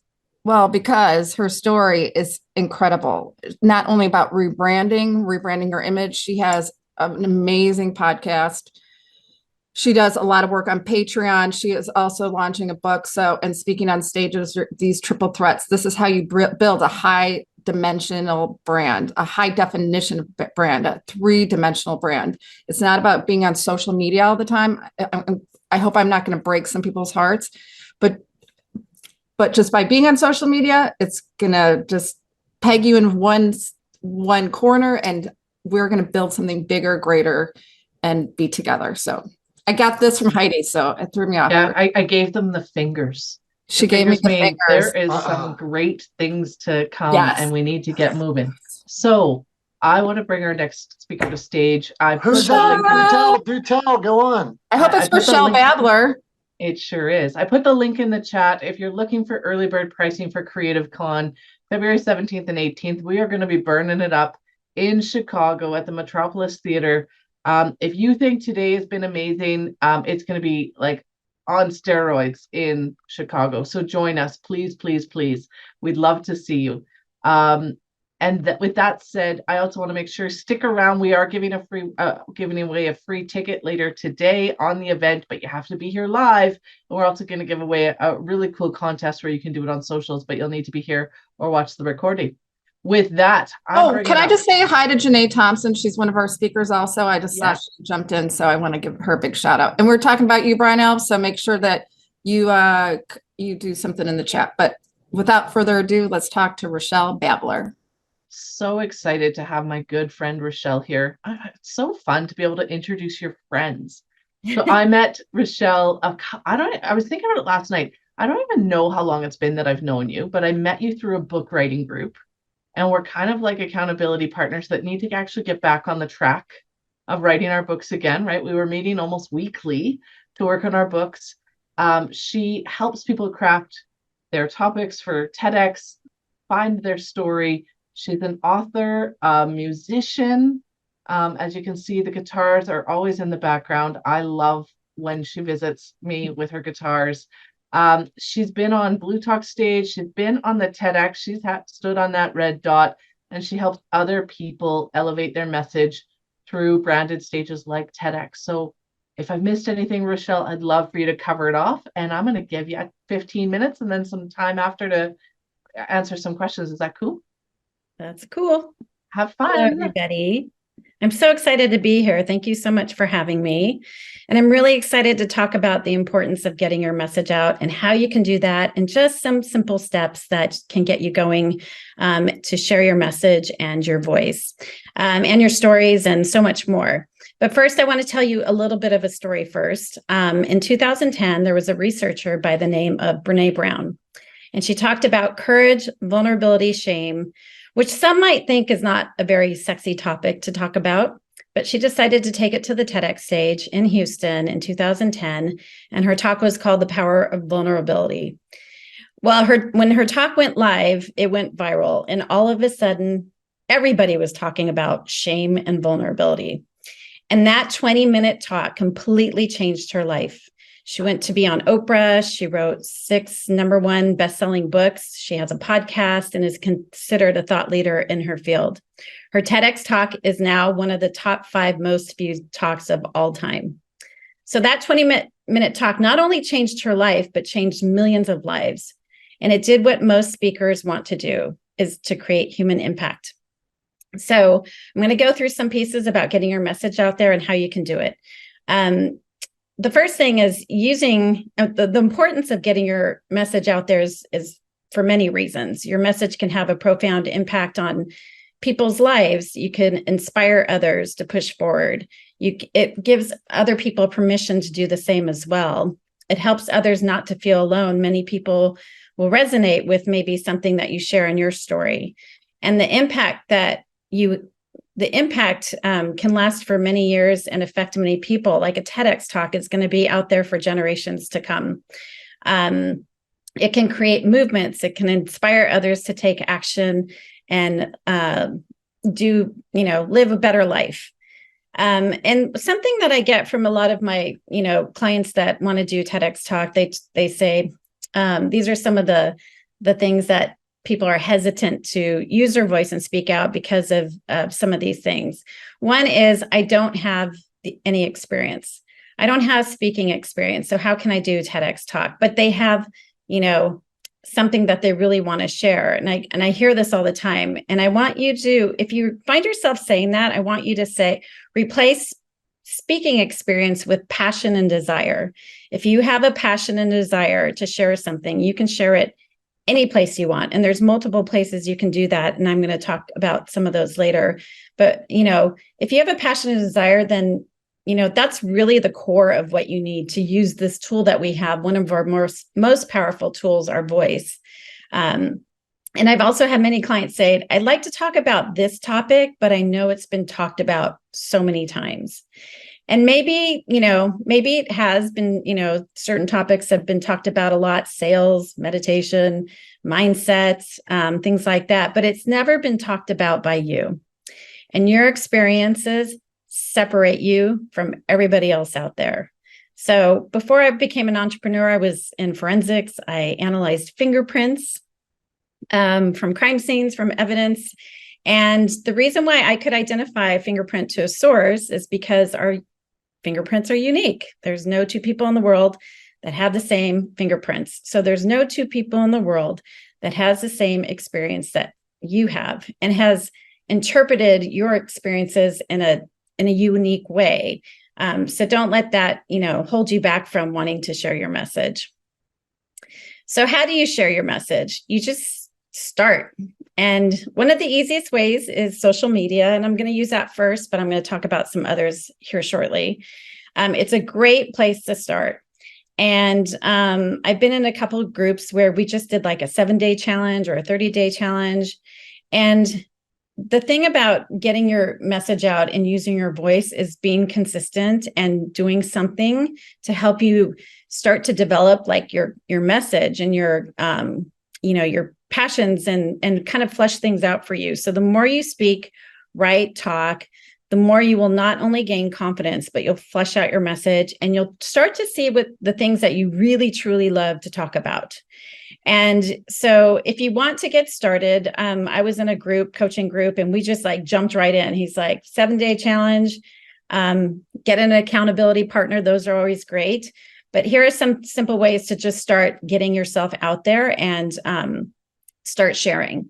Is do a 90-second video. Do a very short video. Attention span these days is like really, really minimal. So do a 90-second video. And one thing that I've seen a lot, and I share this with my clients, is look at the camera. Look right here as if you're speaking to one person. And the person that really needs to hear your message. It really makes a difference when you shift from looking at your screen and taking a video to looking at the camera. It'll connect to people more, especially those that are watching. If you have a habit of looking at your screen, when you do videos for anything, put a sticky over the screen part and just look at the camera. It really will change a lot for you. If you find things that are hard to talk about what you love. I tell my clients, just start talking about things that you love. I love my dog. I love my kids. I love this restaurant. I love food. Those are easy things. If your friends were to ask you, what do you love? Then you would start talking, or, ask you about your kids. You would start telling them all these things about your kids. So talk about the things that you love if you find it really difficult to, put yourself out there, and then start to progress into the things that you really want to share more of. And one thing we had in this coaching program, it was a very simple way to put content out there consistently, not really have to think about it, is just rotate every other day who you are, what you do. Who you are, what you do. People will get to know you personally. It's the like, no, trust factor. And then they will start to learn about what it is that you do.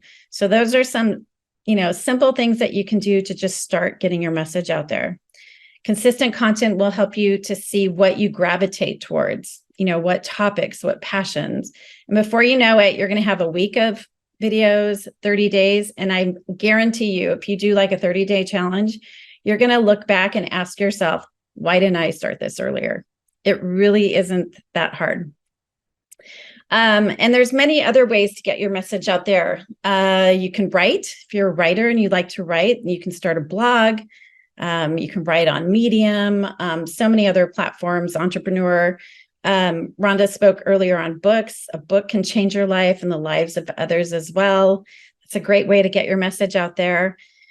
Earlier, Marc talked about podcasts. Podcasts are amazing. A lot of my clients get on podcasts, and so much can happen from podcasts. You connect to a different audience. I had a client get asked to speak at a summit from a podcast interview. She's gotten clients from a podcast interview. She started creating affiliates with the hosts for podcasts. Podcasts are amazing. You can start a YouTube channel. You can speak at masterclasses like this and webinars and other type of speaking events. And if you really are the type that likes to be in person and really connect more in person, then there's all kinds of stuff around you in your city. There's networking groups, Rotary, Toastmasters, meetups, Chamber of Commerce. Don't forget all those things that are in your area and in your wheelhouse. I'm actually starting to do more networking locally because I think post-COVID, a lot of us just miss like that connection and being with people. So, there's BNI Women's Network. Those are all over the country. So look at local things around you. They're always looking for speakers. That's a great way to, speak as well. And the one thing I want to share is if you start speaking, capture video every time you speak. And even if it's your first one and you're nervous and you think you're going to mess up or whatever, always capture video, because there might be one little nugget in there that you say that is going to be gold for you later, or to share in a reel that you create that has, a bunch of clips of you, maybe a speaker's reel. Always capture video. And another way you can share your story and messages through music. And that's what I did with something that took me to the Tedx stage. So I am a musician. You see all my guitars back here behind me. I have a band here in San Diego. I do some solo gigs. I write music. And the day after my sister passed away from colon cancer at the age of 48, I wrote a song about her cancer journey. And really, it was a way for me to channel my grief and to just channel my loss for her. I was devastated. And I started writing, and that writing turned into a song. And I didn't know that that song would actually turn into kind of something that I'm doing today with others. And I took that song, I created a lyric video. I wanted to share her story and share colon cancer statistics and facts, and use that to share with colon cancer groups throughout the country so that they could share a story and people would get screened. She got diagnosed late stages and her cancer wasn't caught early.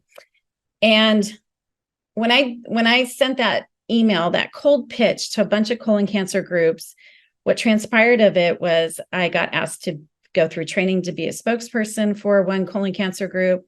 Another one wanted me to write in their magazine. Another one wanted me to be in their Never Too Young committee. Another one wanted me to sing at their virtual concert. Like, all these things came out from that one thing that I did. I had no idea what would happen. It was really for me to share my sister's story so people could get screened and bring awareness and perhaps save a life. So that's the power of using your message. You never know what's going to happen. And I ended up taking that idea to the TEDx stage on the power of advocating through music. So find what you like, find what resonates you as far as your platform. If you're more of a writer or a speaker, or you like video, there's so many different ways to do it. And you can also take it next level into bigger stages like the TEDx stage, which is a very well-established stage. It's been around since 1984. It's all about ideas we're spreading. And so it's a little bit of a different stage. It is some of storytelling, but your idea is usually rooted through stories. So that's the focus of that. There's Blue Talks, which is Business Life Universe. It's kind of like TEDx Talks meets Chicken Soup for the Soul. There's so many events and conferences all over the country that you can speak at, and they're always looking for new speakers. So if you're looking at really starting to speak more on a stage, I would just start Googling, speaker or conferences that are around the topic that you like to speak on, and start creating those relationships. As Julie said earlier, a lot about speaking engagements is creating relationships with the people that organize it, and just start asking them questions and show your interest in wanting to be a part of it. There's also things like Goldcast, which offers short stories of courage, resilience, and transformation from a lot of the world's most inspiring people. But, same like TEDx, talk going viral, Goldcast too. You could share your message on that with a large audience and it could go viral. So for new speakers, really it's just getting out there and putting yourself out there and doing it. All that you try and do is feedback for you. So it's a piece of your journey that will help you really craft your wings, get your wings to craft that message, that keynote, that TEDx, or whatever it might be. Or it might be just a path to really find your journey yourself and your why. Maybe you're, in a space where it's like, you're not even sure what direction to go. Maybe you feel a bit lost. Speaking and writing will really help you get there. And experienced speakers, if you feel blocks with creation, new contents, topics, there's one thing I would suggest doing if you aren't, and this might sound strange, but I promise you this works. Meditate. This goes to new speakers as well. Meditation is a powerful source of creation and connection to your soul. We are all created beings and we all have a unique gift, like I talked about our fingerprints earlier. And how do you get those creative thoughts to continuously bubble to the surface? You sit in silence every day and you will see. Solitude creates creativity and clarity. It's incredibly powerful. So the end goal for us to get our message out there is really to create human impact. It's really to inspire others, to get others to take action, feel differently about something, maybe inspires them to start, taking things a notch, taking it up in their life and to maybe think about things differently based on what you shared with them. So I don't know where I'm at with time, but that's, I haven't been looking at the time. I know Heidi would let me know if I'm going over. I kind of am bossy like that, don't I? Thank you so much, Rachelle. I'm going to start off the questions. So, and I think you and I've had this conversation a few times. A lot of people, when they're public speaking, think, well, I've got to find a stage. What are your thoughts? Like we've had people talk about podcast guesting today and publishing. What are your thoughts about creating your own stage and what does that look like? Oh, I think creating your own stage would be awesome because are you talking about like an actual event creating? Well, I mean, this is your own stage, right? Like we turned around and created a stage today. Sometimes your stage could be, I'm going to run a masterclass. Sometimes your stage could be like you and I've done, you were doing great for a while where you were interviewing people on Facebook Live or Instagram Live, right? Yeah. Like, can you share a little bit about like the benefit of doing that? Yeah. So I would do like TEDx Talk Thursday and I'd interview TEDx speakers. And it was just a way for other people to learn the journey of the TEDx, from idea to stage from other speakers. If you're really nervous to speak or do something on your own, it's great to interview people because it kind of takes, a little bit of the spotlight off of you. And it can help you just start really getting comfortable and getting some experience in that, media and that video field. I've done master classes where I just create like a 1 hour or 2 hour masterclass just on stuff I love. And I throw it out there and it's like, who wants to join me? And you can create a stage in a Facebook group. You can create a private group. Maybe you love, finding new restaurants and sharing things about that. Find a passion that you really like. Again, I spoke about this earlier. If you don't know what to talk about, if you want to do some videos on social media, talk about what you love. So maybe create a group of what you love to do, and then that'll slowly build and you'll start to just get that confidence to maybe then take the next step to do the next thing. Awesome. Thank you. And then Antoinette had a question in the chat that says, what do you do if you have a fear of public speaking? What are some ways that you can overcome some of those fears? The way I deal with that is I just do it. I just get into it, and you can do, some of the TEDx clients we've had who have been really nervous. I tell them just invite like the people that you love and really feel comfortable with and have a little TEDx talk yourself with those people in a room. And you start with just a few and then you can add some more and then you can start adding friends. And then, you can just kind of build from there. I think if you're afraid of the stage, a good way to crack into the stage also is to do things virtually. You're on the camera, but you're not in front of people, but start there. You'll start to build the confidence, and then start maybe, like I said earlier, connecting with local networking groups in your area and ask for speakers. And there's smaller groups usually, and start speaking there. But really, it's just practicing and consistency. So anything that you can do to just start using this tool right here that we have every day is going to give you confidence and start building that.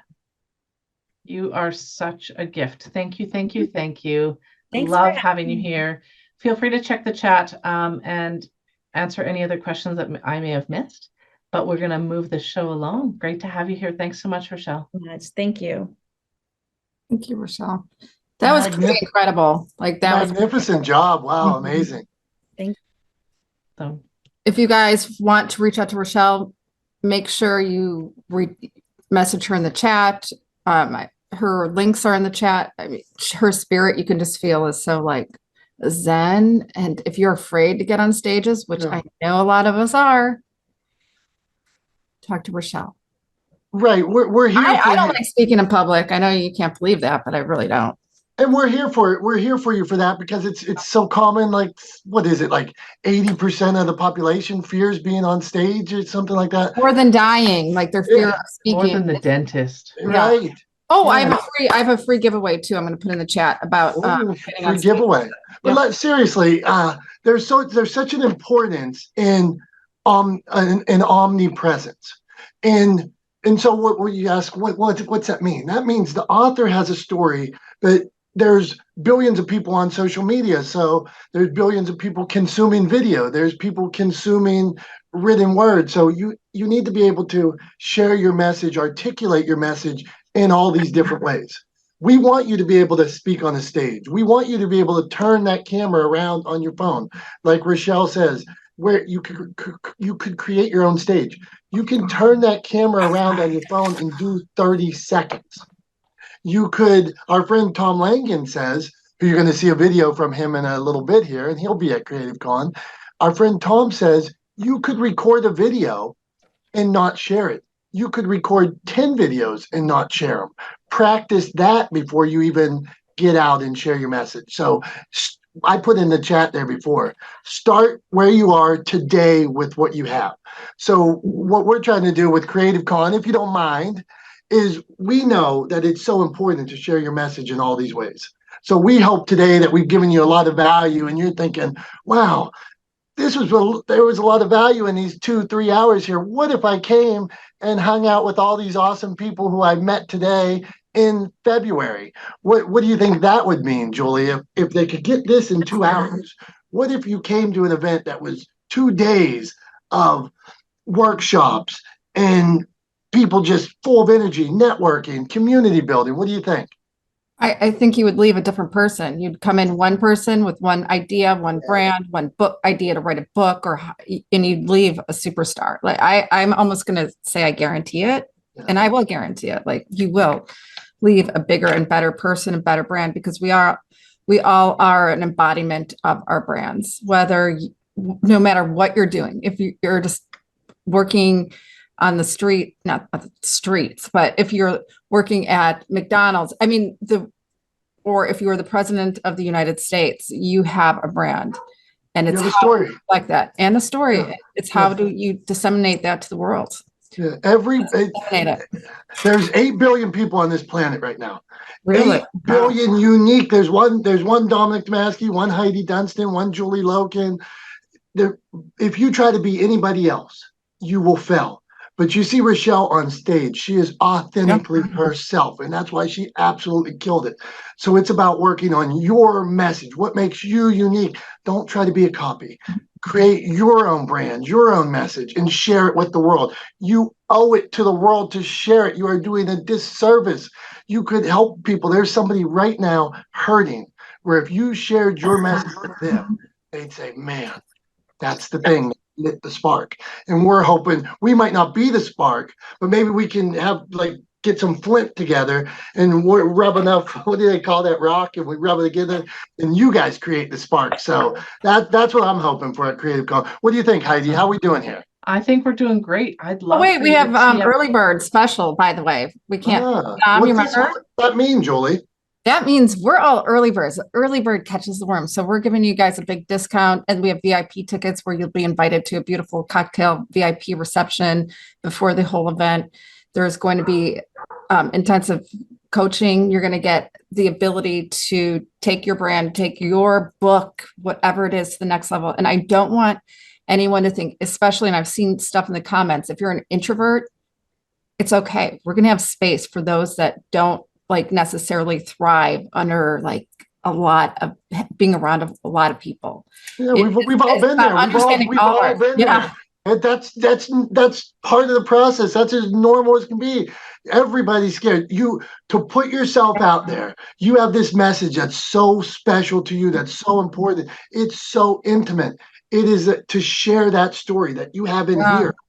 To do that, it takes care. It takes practice. It takes a little bit of pain putting yourself that first time. We're scared, but when we do it, when we practice it, when we prepare, when we create a community, then you're going to be out there singing it from the rooftop. So what's next? What do we got going on? I think Did we get part this?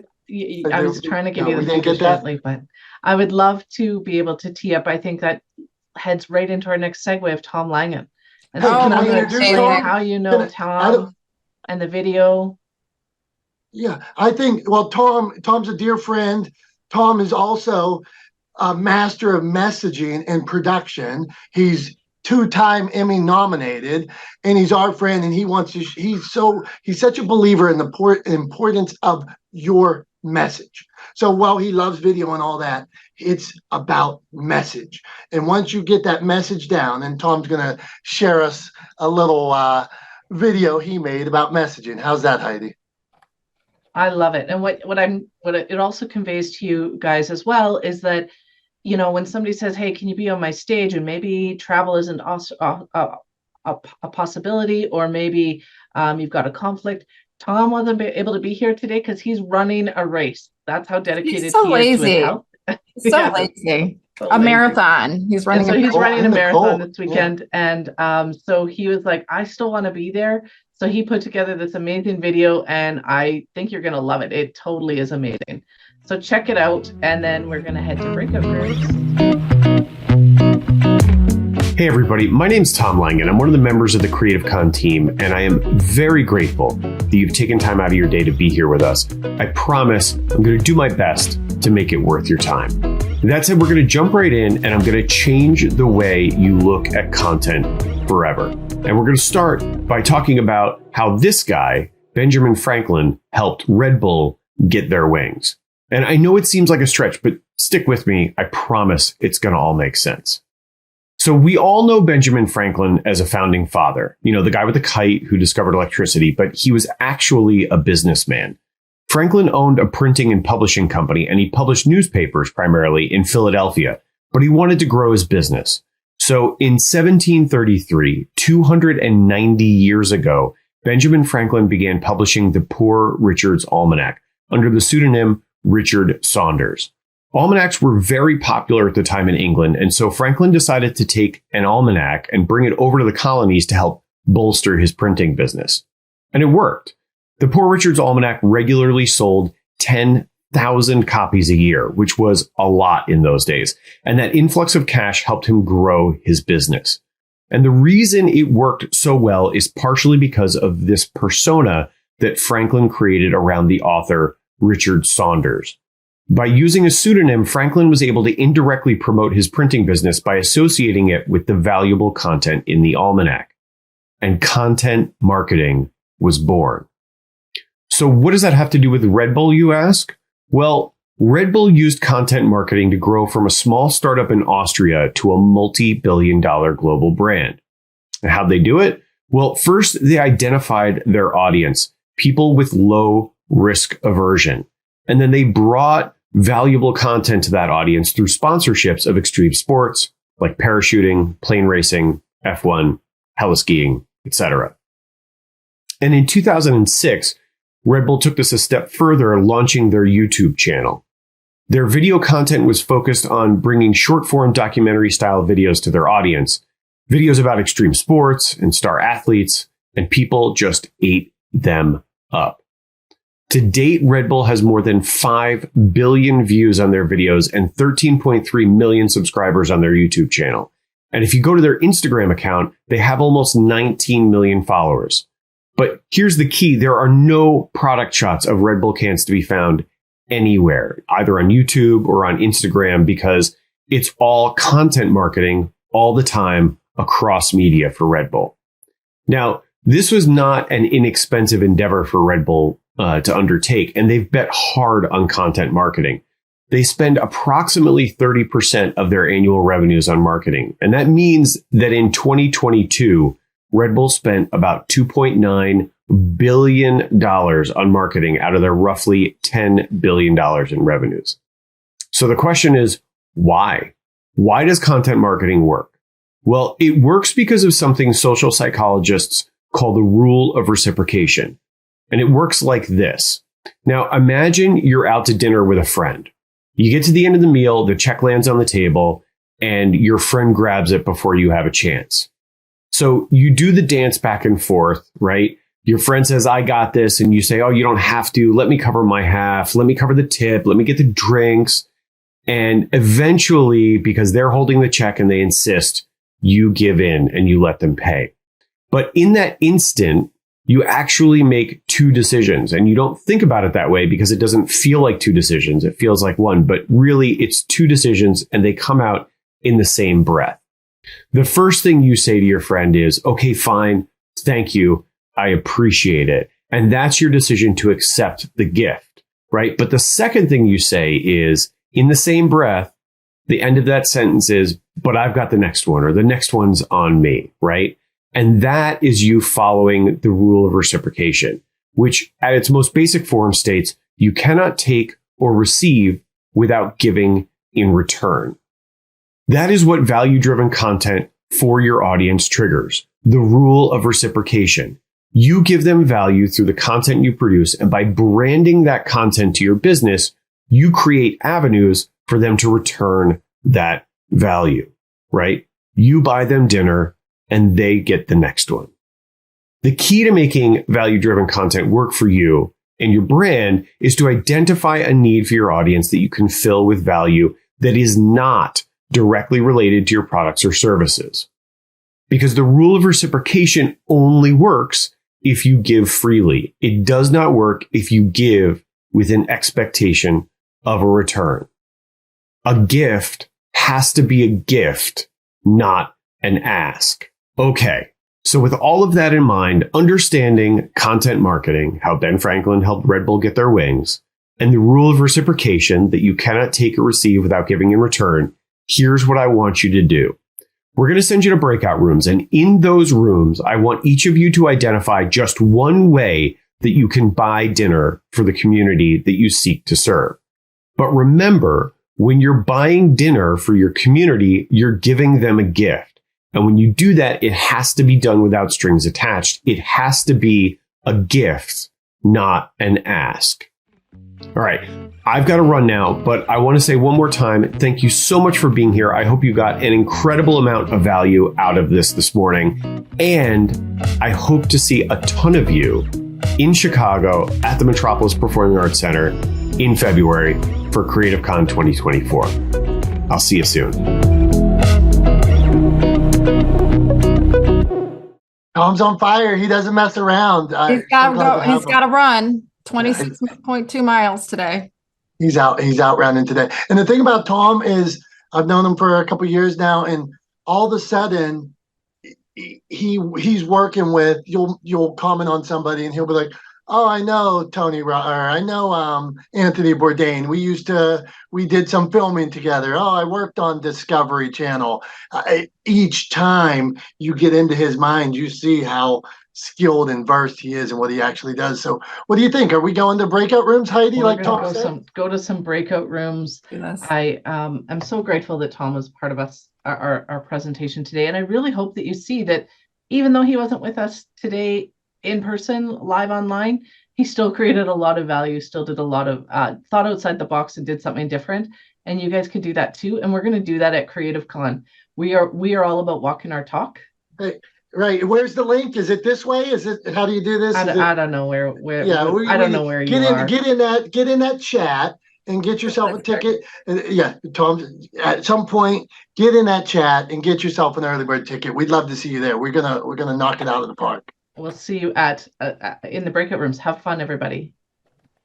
What a surprise. I went into 2 rooms and my mom was in one room, my dad was in the other, and then Admiral Gary Hall was in one. I'm like, who are all these people? They're amazing people. I'm enjoying the room so much that I know it was too short for sure. I can't leave. See, you jumped around. I'm in. Both rooms I went to today, everybody completely captivated me, and I'm like, I'm not leaving. Sorry, I had the ability to jump rooms. I couldn't do it. I'm sorry. Well, you know what? Next time, but you did amazing. I just want to give a shout out to one of our speakers that I talked about earlier, and we are like on a schedule, but I want to say hi to Gary E. Hall. He is the Rear Admiral of the Navy, retired Admiral of the Navy. I had the opportunity to work with him. He's also former National Security Advisor to the President, not the President of McDonald's, not the President of IBM, the President of the United States. So that was a little joke he gave us. But if you want to say hello really quickly, Gary, and then we have something amazing going on. Quickly. I just. And he's got his infrared sauna on the back. He looks good. Yeah. I'm Rear Admiral Gary Hall, world famous helicopter pilot, adventurer, sportsman, and world traveler. I'm perhaps the finest helicopter pilot I know, call sign Viper, and I'll be your commanding officer during your tour here at Top Gun. Julie, this is the Top Gun SEAL Team 6 A++ content creator group, correct? That's correct, sir. There we go. And I spent 39 years in the Navy, commanded 2 helicopter squadrons, an amphibious assault ship, an expeditionary strike group, and wrote talking points for the President of the United States, and then later served the President of the United States. And everybody says, who? I go, the one everybody loves to hate. So, oh, yes. Don't. Just kidding, Gary. No. Anyway, I've had an exciting career, and I'm married to, I was telling this story. I met Darlene. I was never going to get married. She was never going to date a Navy guy. I asked her out. She said, I'm only available Wednesday afternoon. And I said, someday I'm going to be Mr. Friday, Saturday. And I was, and we married exactly 6 months later, to the surprise of many people. And 46 years later, we're still married in love. And that's my story. So I thought that to be a successful content creator, you had to be young and gorgeous, and I think that still applies. But somehow I'm a top 10% worldwide podcaster, a best-selling author, thanks to Julie and the Media Casters. Any questions? Any questions? Great to see you, sir. Good to be seen. Thank you, rather than viewed. Awesome. Thank you, sir. Enjoy the rest of your day, and we're going to keep this show rolling. Grateful for you. And if you if you want to actually meet Gary in person, come to Chicago in February. He's going to heat it up. He's going to heat it up.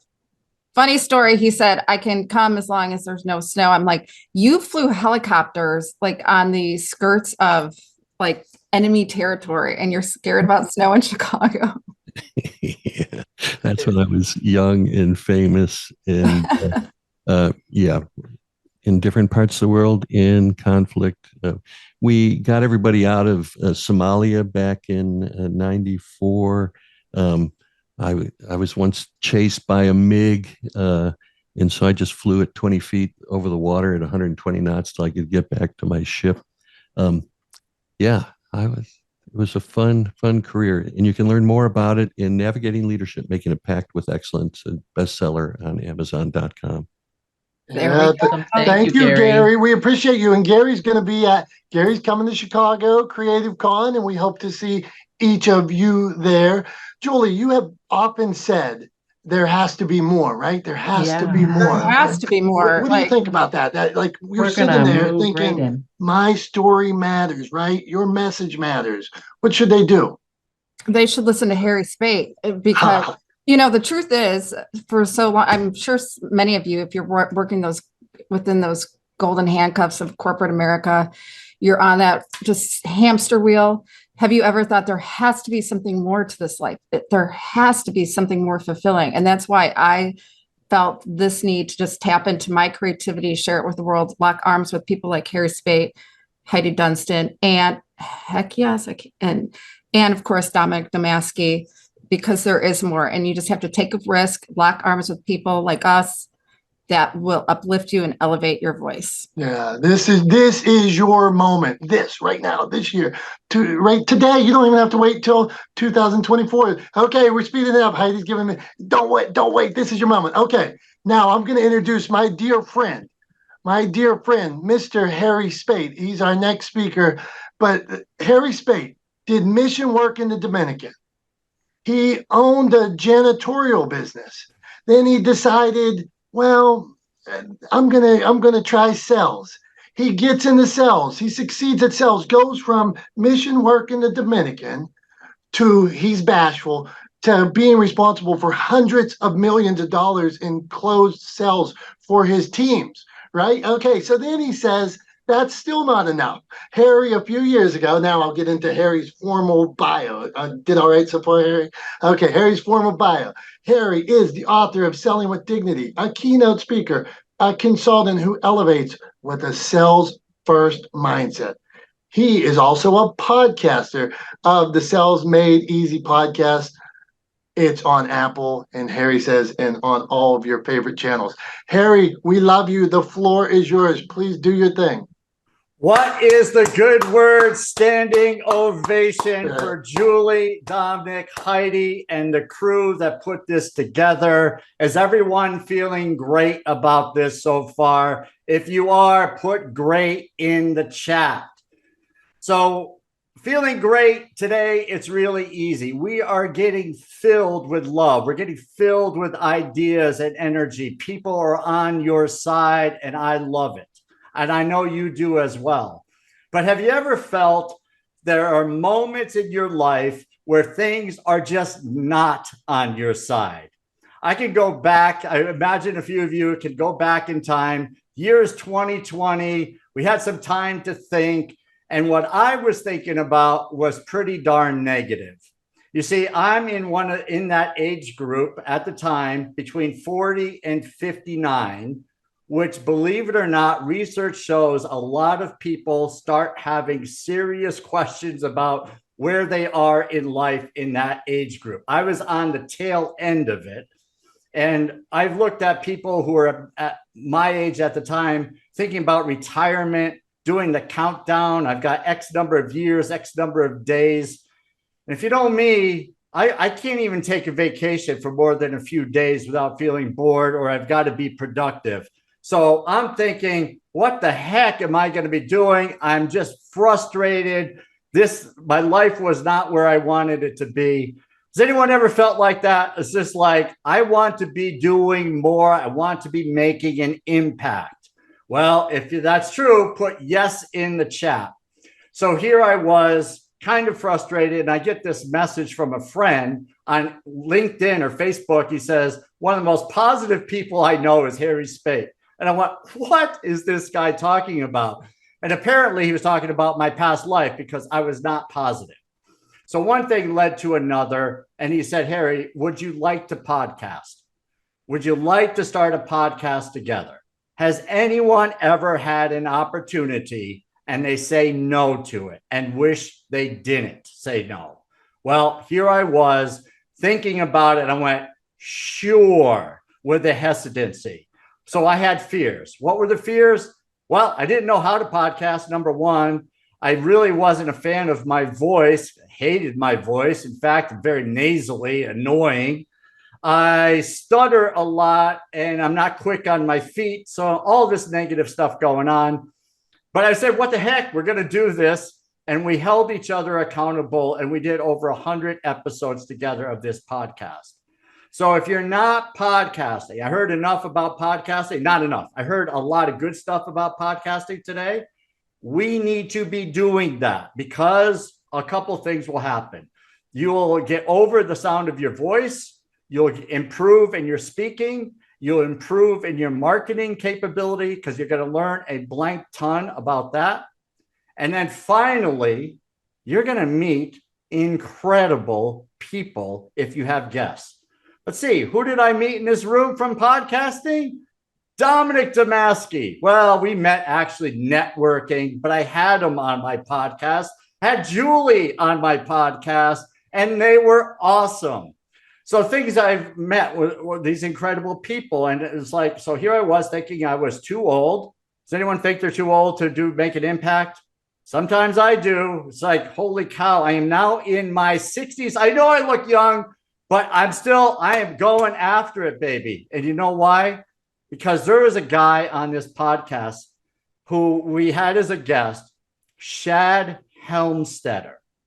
Now, if you have not ever heard of Shad Helmstetter, he wrote books and did tapes, cassette tapes, those things that wind, and you have to use pencils to get them back in the 70s and 80s. We used these things a lot. They were the predecessor to CDs. And Shad did these cassettes about what to say when you're talking to yourself. And I listened to Shad, and he was sharing this information, and I was realizing that I had a ton of negative self-talk going on up here. I was telling myself negative stuff. So stop and think. Have you ever told yourself negative stuff? Probably, right? Do you talk to your kids? Do you talk to your friends and say, you're no good, you're too old, you don't have the talent? But we say those things to ourselves, right? We somehow are programmed to say these things to ourselves. Shad helped me to stop saying that crap, right? Because we don't want to put our names to crap, so I can use the crap word. We don't want to be saying that stuff to ourselves, that we're somehow less than great. We are actually amazing. If we look at what you've done in your life and all the things all the changes, all the improvements that you've made, you really need to give yourself a thunderous applause. So I learned from Shad. I learned from survivors. I learned from authors. I learned from speakers, motivational speakers, podcasters. It was crazy, all this good that was going on. So then I'm thinking, this is amazing. What do I do with this? I didn't have a book. I wasn't speaking. And I was a co-host of a podcast, not really still living up to the fulfillment. So thinking I was still a little bit old, I was thinking, okay, Shad is 80-ish. I don't know how old he is, but he talked about the Cuban Missile Crisis as an adult. That was not me as an adult. So he had 20 years on me anyway. And so I was thinking he's in his 80s and he is still hiring publicists to get on podcasts and promoting his business. I'm like, what an example. What if I have 20 years left and I'm going to waste them away? No. So if you're thinking about, it's too late. If you have 5 years left or 10 or 20, thank God we don't know. Let's make the most of it. I mean, Laura Ingalls Wilder of Little House on the Prairie fame, she actually wrote books before the TV show. She wrote a number of books starting at age 65. I'm still a kid compared to that. And then we've got Colonel Sanders, 60-ish when he started Kentucky Fried Chicken. He lived for, I think, another 30 years. So he made good use of his final third of his life. So it's all about, to me, and I think all of you creatives here who want to make an impact, live your purpose. So figuring out that purpose. I heard meditation today. I heard getting close to your thoughts. So I was struggling with this because I'm not much of a meditator, but I'm getting better. So I worked at that, and every morning I was getting up early. 0 dark 30 for Gary Hall, whatever that means. I know there's a movie about it, but I think it's pretty early. It's dark. I was getting up, I was writing, I was journaling, I was contemplating my subconscious mind versus my regular mind and saying, what is it I really want to do? And I was trying to do the flipping of the script thanks to Shad Helmstetter. And this law of attraction, all of this was going on in my mind every morning for weeks. Have you ever done anything for weeks and get no results? Like getting on a scale, it's like, this is not changing. It's not going the right direction. Well, that was me. I was not getting any results. And then out of the blue, I'm sitting on the patio January 2nd, 2021, a voice says, Harry, write the book. So I wrote a book. And well, actually, I didn't write right then, but tears flowed out of my eyes. It's like, I knew I had clarity. Thank God I finally had clarity. And that was the mission. So the key thing is that you go in all kinds of different directions in life. You can try all kinds of different things and try to figure it out that way. Or you can meditate and journal and start picturing what your ideal life looks like. That will help you get clarity. So number one, you're not too old. Second thing is, in order to pursue the mission, you have to find out what your mission is. Where are you going to make the biggest impact? What are you great at? Where are you in flow? When think about the next time you're in flow, what is it that you're doing? And when you say, wow, the time on the clock just flew by, I was loving every minute, that's the flow. So I started doing this, writing the book. Things were going great. I met Dominic, and Dominic's had him, whoever in this network thing, he was talking about that. He's a publisher. And I'm like, yeah, I'm writing a book. And so I shared it with him. And I think Dominic kind of fell out of his chair. He's holding up the book now. He fell out of his chair and he says, Harry, you've got a mess here. I mean, it kind of looks a little bit like a book, but he was great. And he helped me get this thing organized because I was a little chaotic because I was in flow, right? So if you're in flow, you probably need someone to help you. And I think there are 3 people I know today, Julie, Dominic, I think Rhonda was the third person that you might want to get in touch with and just help you to put all of this into a nice little concise book. But the whole thing about self-doubt, that's where I was thinking, I'm too old, I'm not smart enough, all that junk that's in my mind. I let go of that. But it still crept back, this thing, the imposter. Forget about being an imposter. It's your new. You've got years of what you've done. It's not that you're an imposter. You wrote a book or writing a book. You're only new at writing the book. And then there's the other thing I heard today from somebody. This is where they said, well, I have a hard time marketing myself. Well, forget about marketing yourself.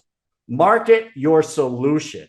Market the problem you're solving. Market the impact you're making, right? People need your message.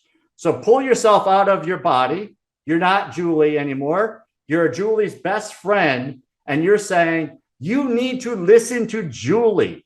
What she wrote about is amazing and is going to change your life.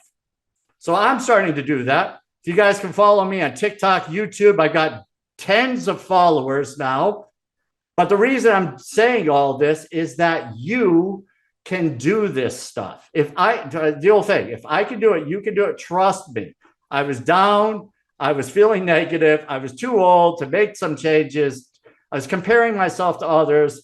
And it's just everything I was doing was really wrong, except I was doing this one thing that I think is what we all need to do.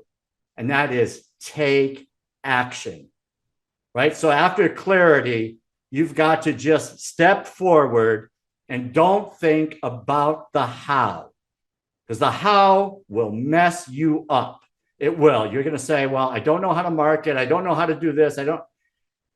Les Brown says it's none of your business. The how is none of your business. So think like that. It's like, you got to trust the universe. The universe already told you what you need to be doing. It will tell you what you need to be doing next. And that was the thing I struggled with. I got paralyzed a bunch of times, analysis paralysis. We've probably all been there. But today, I'm going to ask you, think of one step forward you can make. And if you feel comfortable with it, put it in the chat. So if the step is, I'm going to create a video of myself, I'm going to open up a TikTok account. I don't want to hear this stuff. TikTok's for young people. It is like the biggest search engine in the world now, I think. So I'm saying I think, but it's a huge number. So we want to be where the people are, is where I'm thinking. So I want to be everywhere. You guys and ladies need to join me. So get on it. Make a short video. Don't overthink it. Don't say I gotta have the best lighting. I've got to have a script. My first video, I was tears in my eyes. It was 3 minutes long. I can't even look at it. I was so embarrassed by it. But I saved it to say, this is what I did. This is the gap, right? I went from this to where I am today. So 3 years ago, or 3.5 years ago, I was not speaking. I wasn't podcasting. I wasn't doing books. I wasn't doing video.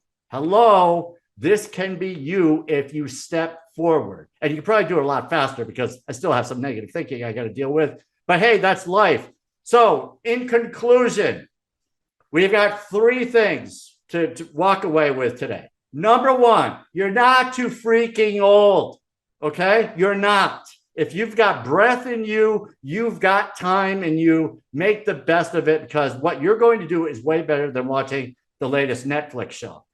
Number 2, if you're lacking in clarity, spend the time journaling, meditating. Don't ask everyone for ideas because they're not coming from your heart. Get in touch with yourself.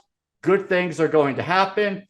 And then you are going to, once you have the clarity, move, baby. We've got to move, because sitting on it, I'll tell you, I wanted to write a book 12 years ago. I overthought it, never did anything, and it sat in a drawer in the back of my mind for 10 years. Thankfully, I got another chance. You don't want to miss out on those 10 years. So the last thing I'm going to ask you to do is join this community of great people, because they are amazing. They will drive you to get to where you need to be to make the impact you want to make. Life with purpose is the way to live. Live it while there's still time on the clock, baby. Let's go. Back to you, Dominic and Julie. Thanks for having me, folks. It's been a blast. Absolutely incredible. Thank you, Harry. I told you Harry would bring the fire. I read a chapter by, hey, and I never said mess. Did I say mess when you sent me? I don't think I said mess.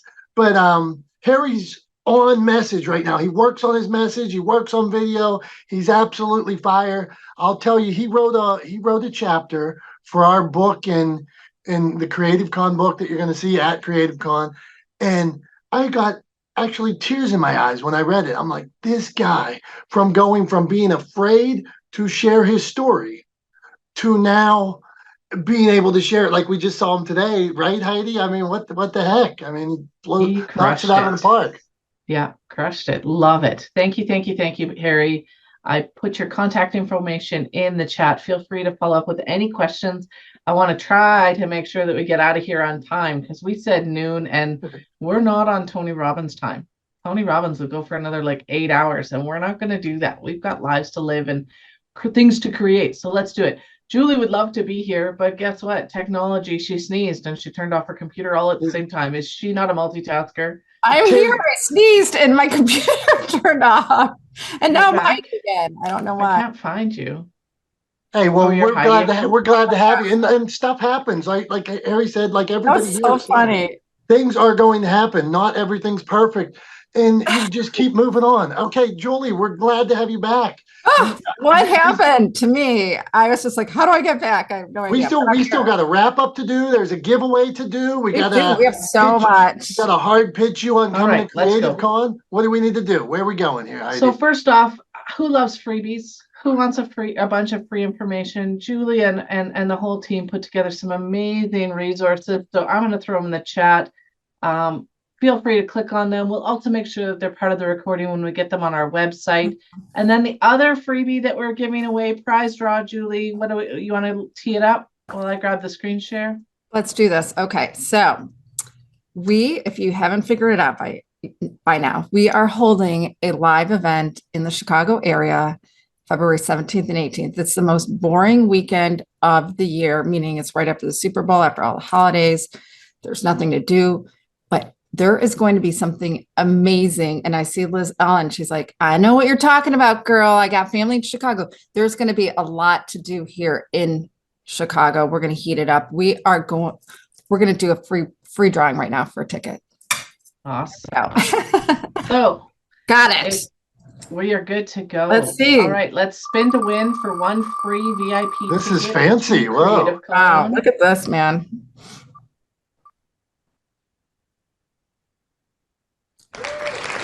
Wait, Jessica Dolby's already gotten a ticket, so we need to do it again. She's already purchased a ticket. But that's awesome, Jessica Dolby. Please take my name out of there, but thank you. Yay! She's already coming. This is like Look Plinko. at- She's Lady Luck, man. If she only knew. You got to be in the room, Sean. Oh, yeah. Char! Char Murphy, Mission Hope. Char Murphy is quite the author. If I may do a quick bio, Char Murphy, my friend Char Murphy, she had cancer 4 times, overcame it. She went blind at one point, and she decided she had to share her story. And so she went out, not only shared her story, started helping other people share their stories, and now she helps people share their stories in compilation books. So I hope she comes. Man, You got a free ticket, girl. Yeah. Let us know. Is she here? She was here, yeah. She was. I think she may have just stepped. Okay, so we will move forward. Okay, what's and next? take Heidi? up You want to keep us on schedule? So I would love if everybody, while we wrap up, just put one thing that resonated or one thing you're going to take action on this week. We want to see some of the actions. Feel free, reach out, tag us on Cre8tive Con. Julie's got a quick little online contest for you. You want to put that in the chat for me, Jules?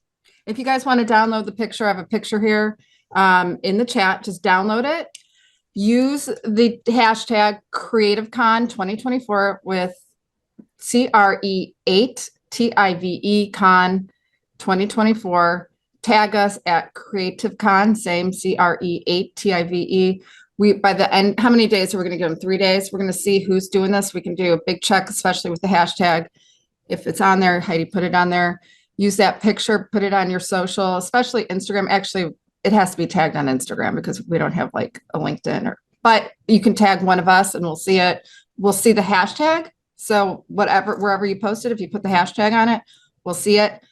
The person that does the most, we will be giving another free ticket away. So let's go. Come on. So watch on the website on Wednesday. We will announce the winner. We will show it all there. We're really excited. We want you guys to be able to get your messages out there.